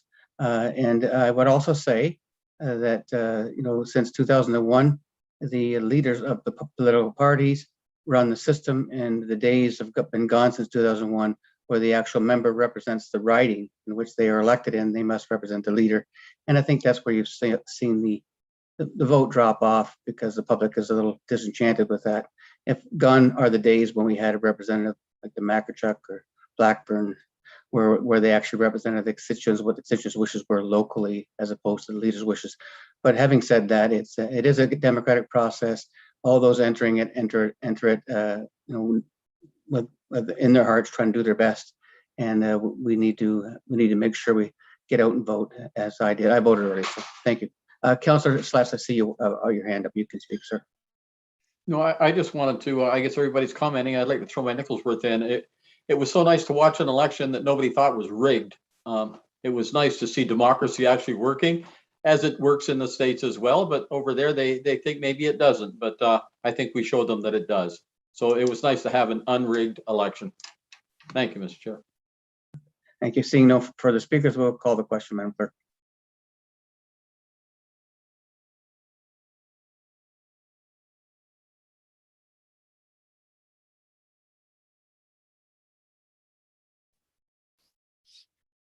Item 14.1 being the results of the 2021 federal election have carried on a recorded vote of 9-0.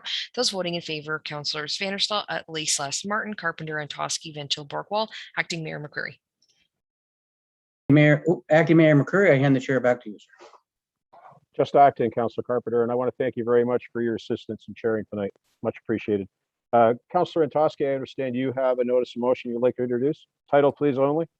Yes, thank you. Endorsement of additional long-term care beds at John Noble Home. That's it. That's the title.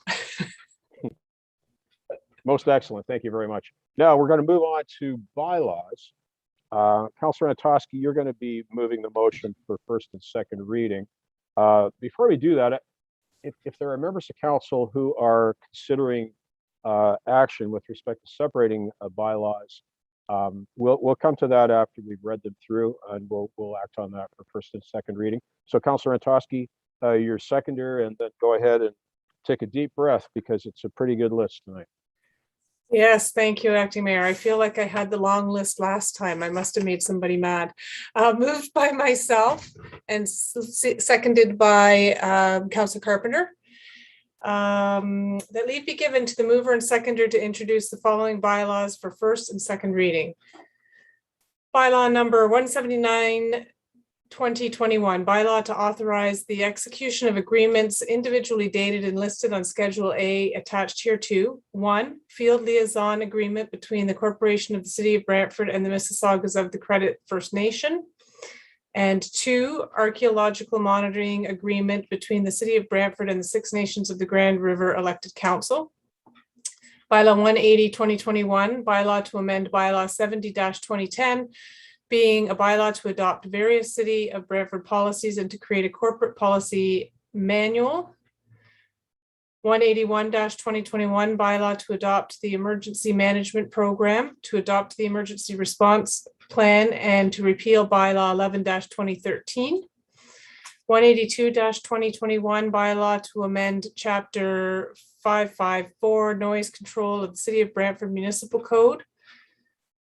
183-2021, bylaw to approve the submission of an application to Ontario Infrastructure and Lands Corporation for the financing of certain capital works of the Corporation of the City of Brantford, and to authorize the entering into of a rate offer letter agreement pursuant to which the municipality will issue debentures to OILC And bylaw 184-2021, bylaw to authorize the borrowing upon debenture in the aggregate principal amount of $6,150,000 toward the capital cost of certain capital works of the corporation of the city of Brantford.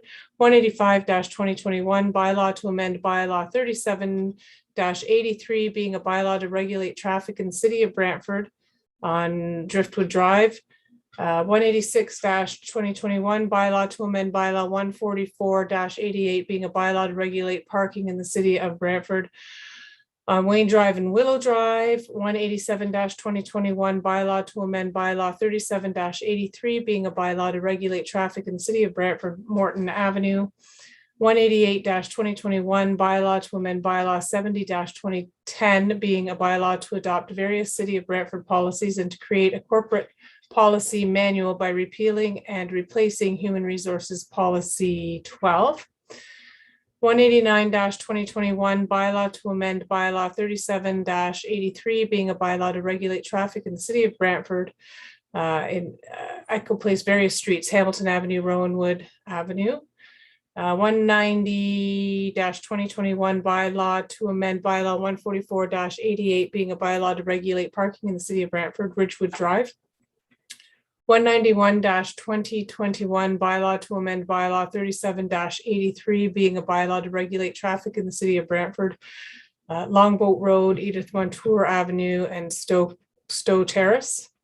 192-2021, bylaw to amend bylaw 144-88, being a bylaw to regulate parking in the city of Brantford, Ash Grove Avenue. 193-2021, bylaw to amend bylaw 144-88, being a bylaw to regulate parking in the city of Brantford, Elgin Street. 194-2021, bylaw to amend bylaw 144-88, being a bylaw to regulate parking in the city of Brantford, Oak Street. 195-2021, bylaw to amend bylaw 70-2010, being a bylaw to adopt various city of Brantford policies and to create a corporate policy manual.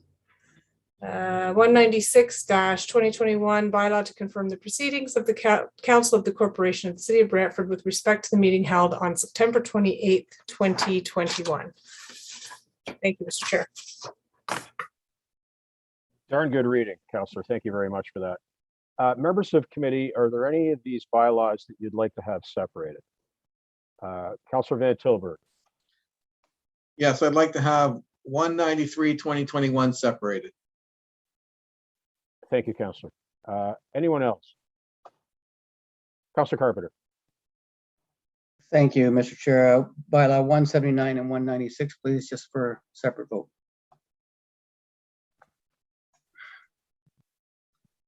Anyone else? Okay, let's proceed then with the vote on all but those three items.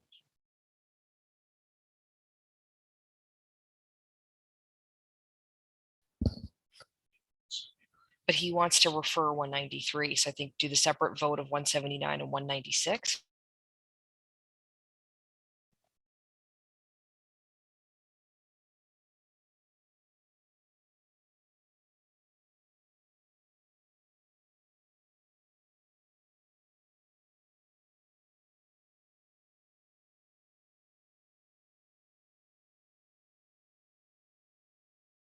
So we're going to go to the vote on all those bylaws not separated, those being 193, 179, 196.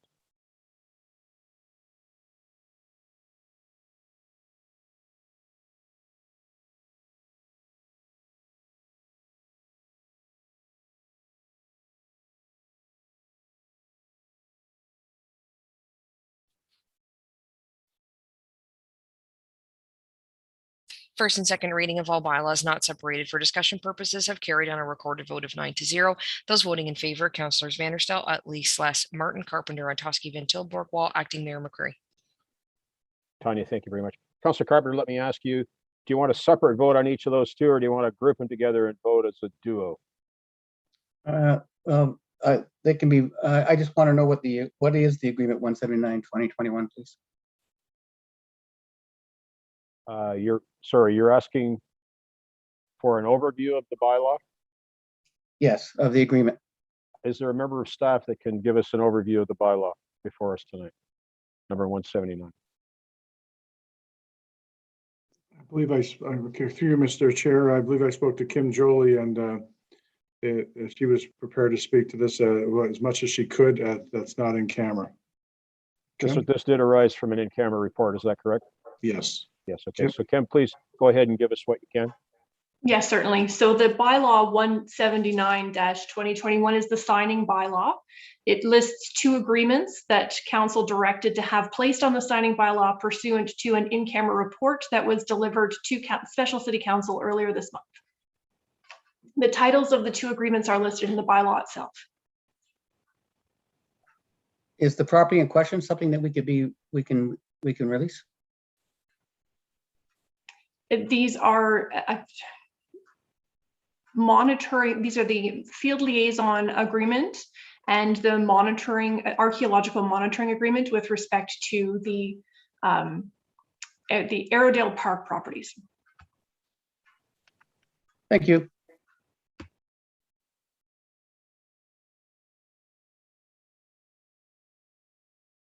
Turn that view. Any further comment on 179? Then we'll go to the vote.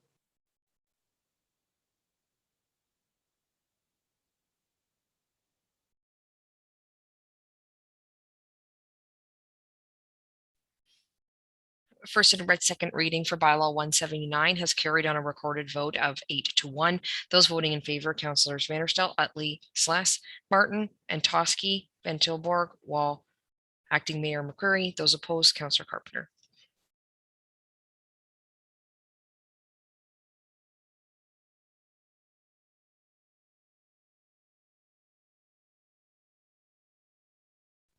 Sorry about that, folks.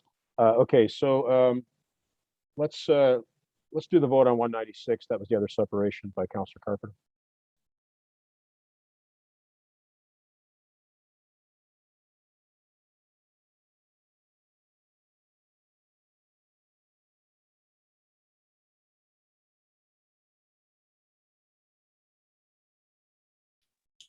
Councillor Walt, thank you.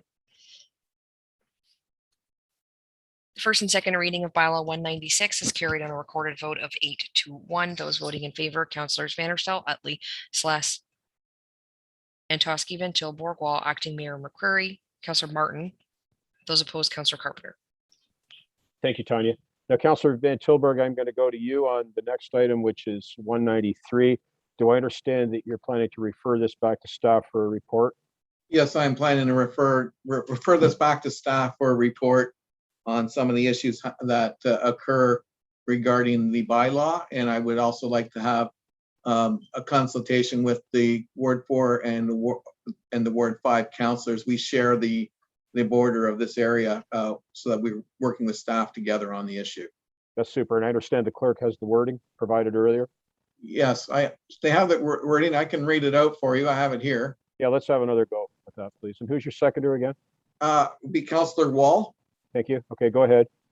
That bylaw 193/2021 being a bylaw to amend the bylaw number 14488, being a bylaw to regulate parking in the city of Brantford, Elgin Street, Schedule 9, parking prohibited during a certain time, be referred back to staff so a report may be presented to the Committee of the Whole, Operations and Administration regarding concerns related to the implementation of this bylaw.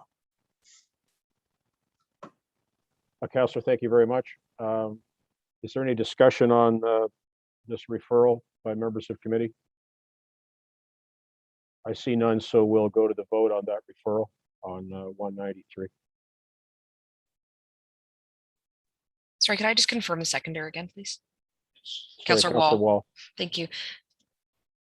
I did also note that when Councillor Van Tilburg was introducing it, the statement was made about consultation with the ward councillor. So I did add that language, and just for clarity, just announcing that prior to the vote.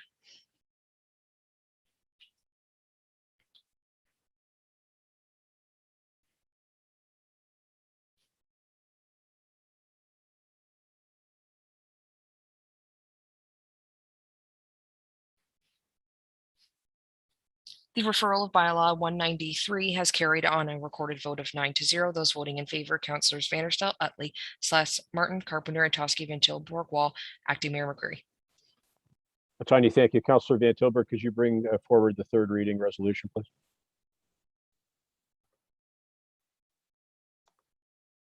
That bylaw 179/2021 through to and including bylaw 196/2021 be taken and read as a third time and be finally passed and signed by the mayor and clerk. My seconder is Councillor Wall. Councillor, thank you. Councillor Carpenter, did you wish your objection to those two bylaws to be noted, or did you want separate votes? No, they could be just noted as my objection to those two. Thank you. Thank you very much, and we'll go to the question on this then.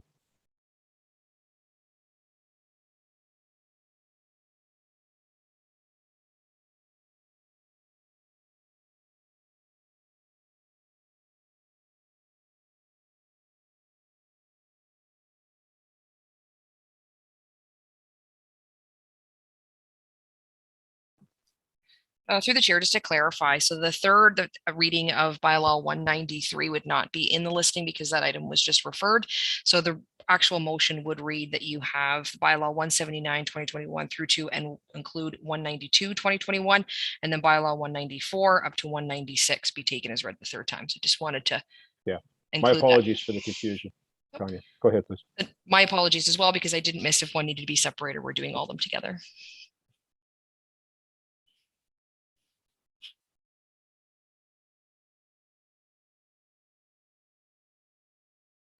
We're doing them all together, noting Councillor Carpenter's objection to the two, which he voted against on first and second.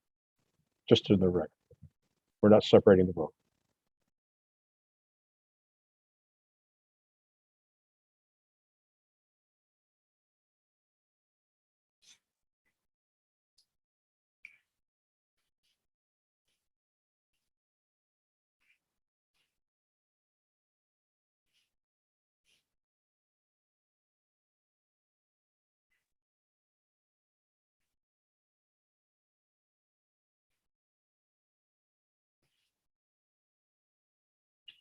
The third reading of bylaws noted has carried on a recorded vote of 8-1.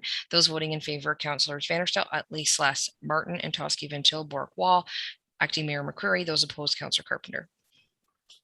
That concludes our business tonight, folks. To those of you members of council and staff, thank you for being here tonight. Members of the public, thanks for tuning in. We'll see you next week.